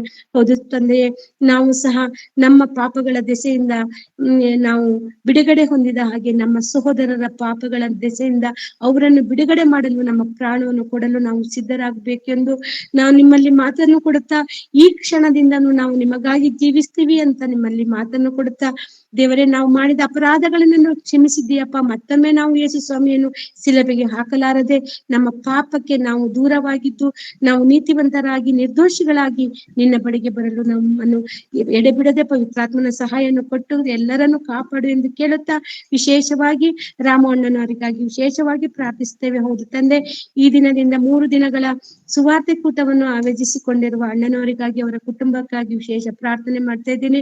ಅವರಿಗೆ ಯಾವ ಕುಂದು ಕೊರತೆ ಬರದ ಹಾಗೆ ಅವರ ಜೊತೆಯಲ್ಲಿದ್ದು ಎಲ್ಲಾ ಕೂಟಗಳಲ್ಲಿಯೂ ನೀವೇ ಜೊತೆಗಾರನಾಗಿದ್ದು ನಡೆಸಬೇಕೆಂದು ಪ್ರಾರ್ಥಿಸುತ್ತಾ, ರಾಮಣ್ಣವರನ್ನು, ಅವರ ಕುಟುಂಬವನ್ನು ನೆನಪು ಮಾಡಿಕೊಂಡು, ಅವರ ತ್ಯಾಗವನ್ನು, ಅವರ ಪ್ರೀತಿಯನ್ನು ನೆನಪು ಮಾಡಿಕೊಂಡು ಅವರಿಗೆ ಬರಬೇಕಾದ ಆತ್ಮಿಕ ಆಶೀರ್ವಾದವನ್ನು ದಯಪಾಲಿಸೋದೇ ರೀತಿಯಾಗಿ ಎಲ್ಲಾ ದೇವ ಸೇವಕರಿಗಾಗಿ ವಿಶೇಷವಾಗಿ ನಾವು ಎಲ್ಲರನ್ನೂ ನೆನಪು ಮಾಡಿಕೊಳ್ಳುತ್ತಿದ್ದೇವಪ್ಪ. ಎಲ್ಲಾ ದೇವ ಸೇವಕರನ್ನು ನಮಗೆ ಪ್ರತಿನಿತ್ಯ ವಾಕ್ಯಗಳ ಮೂಲಕ ಎಚ್ಚರಿಸಿ ನಮ್ಮನ್ನು ಪಾಪದಿಂದ ಬೇರ್ಪಡಿಸಿ ನಮ್ಮ ಬದುಕನ್ನು ತಿದ್ದಿಕೊಳ್ಳಲು ಸಹಾಯ ಮಾಡುತ್ತಿರುವ ಪ್ರತಿಯೊಬ್ಬ ದೇವ ಸೇವಕರನ್ನು ಹೆಸರಿಂದ ಆಶೀರ್ವದಿಸು, ಬಲಪಡಿಸು ತಂದೆಯೇ. ಅಪ್ಪ, ಅವರ ಕುಟುಂಬಗಳನ್ನು ಕಾಪಾಡು. ಮುಂಬರುವ ಎಲ್ಲ ಸುವಾರ್ಥ ಕೂಟಗಳು ಕರ್ತನೆ, ನಾಡ್ದು 21ರಿಂದ 24ನೇ ತಾರೀಕುವರೆಗೂ ಮಾನ್ವಿ ಪಟ್ಟಣದಲ್ಲಿ ನಡೆಯುವಂತ ಎಲ್ಲಾ ಕೂಟಗಳನ್ನು ಜ್ಞಾಪಕ ಮಾಡಿಕೊಂಡದಕ್ಕಾಗಿ ಪ್ರಾರ್ಥಿಸುತ್ತಿದ್ದೇನೆ ತಂದೆಯೇ. ನೀನೇ ಜೊತೆಗಾರನಾಗಿದ್ದು ಎಲ್ಲಾ ಖರ್ಚು ವೆಚ್ಚಗಳಲ್ಲೂ ಸಹ ನೀವು ಜೊತೆಗಾರನಾಗಿದ್ದು ಮತ್ತು ನೀವು ಯಾರ್ಯಾರಿಗೆ ನಿಮ್ಮ ಸತ್ಯವನ್ನು ಮುಡಿಸ್ಬೇಕೆಂದು ನಿಮ್ಮ ಚಿತ್ತದಿಯೋ ಅದನ್ನೆಲ್ಲ ನೆರವೇರಿಸಿ ಕಾಪಾಡಿ ಕರ್ತನೆ. ಅದೇ ರೀತಿ ಮುಂಬರುವ ಎಲ್ಲಾ ಕೂಟಗಳನ್ನು ನೆನಪು ಮಾಡಿಕೊಂಡು ಪ್ರಾರ್ಥಿಸುತ್ತಿದ್ದೇನೆ. ಪ್ರತಿ ಒಬ್ಬೊಬ್ಬರನ್ನು ಆಶೀರ್ವದಿಸಿ ಬಲಪಡಿಸಿ. ಹಾಗೆ ಪ್ರತಿನಿತ್ಯ ಗೂಗಲ್ ಮೀಟ್ ನಲ್ಲಿ ಭಾಗವಹಿಸುತ್ತಿರುವಂತ ಹಾಡುಗಳನ್ನು ಹಾಡುವ, ಪ್ರಾರ್ಥನೆ ಮಾಡುವ ಎಲ್ಲರನ್ನು ಕರ್ತನೆ ನಿನ್ನ ಹಸ್ತಕ್ಕೆ ಒಪ್ಪಿಸ್ತಾ ಇದ್ದೇನಪ್ಪ. ಪ್ರತಿ ಒಬ್ಬೊಬ್ಬರನ್ನು ಹೆಸರಿಂದ ಆಶೀರ್ವದಿಸಿ. ಅಷ್ಟೇ ಅಲ್ಲ ಕರ್ತನೆ, ದಿನನಿತ್ಯ ನಿನ್ನ ವಾಕ್ಯನ್ನು ಕೇಳಿ ತನ್ನನ್ನು ತಾವು ವಾಕ್ಯಗಳ ಮೂಲಕವಾಗಿ ಪರಿವರ್ತನೆ ಮಾಡ್ಕೊಂತಿರುವಂತ ಎಲ್ಲಾ ನಿಮ್ಮ ಮಕ್ಕಳನ್ನು ಬಲಪಡಿಸಿ ನಿಮ್ಮ ಆತ್ಮಿಕ ಸಹಾಯದಿಂದ ಅವರನ್ನು ನಡೆಸಬೇಕೆಂದು, ಅವರ ಕುಟುಂಬಗಳಲ್ಲಿ ಸಮಾಧಾನ ಶಾಂತಿಯನ್ನು ಕೊಡಬೇಕೆಂದು ನಿಮ್ಮಲ್ಲಿ ಪ್ರಾರ್ಥಿಸುತ್ತಾ, ಈ ಎಲ್ಲಾ ಪ್ರಾರ್ಥನೆ ವಿಜ್ಞಾಪನೆಗಳನ್ನು ಕೇಳಿದ್ದಕ್ಕಾಗಿ ಅಪ್ಪ ನಿನಗೆ ಸ್ತೋತ್ರವನ್ನು ಮಾಡುತ್ತಾ ಯೇಸು ಕ್ರಿಸ್ತರ ಮುದ್ದಾದ ನಾಮದಲ್ಲಿ ಬೇಡಿ ಬಂದಿರುವೆ ನನ್ನ ತಂದೆಯೇ, ಆಮೇನ್.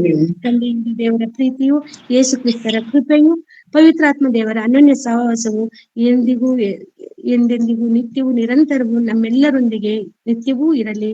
ಆಮೇನ್. ಎಲ್ಲರಿಗೂ ಶುಭ.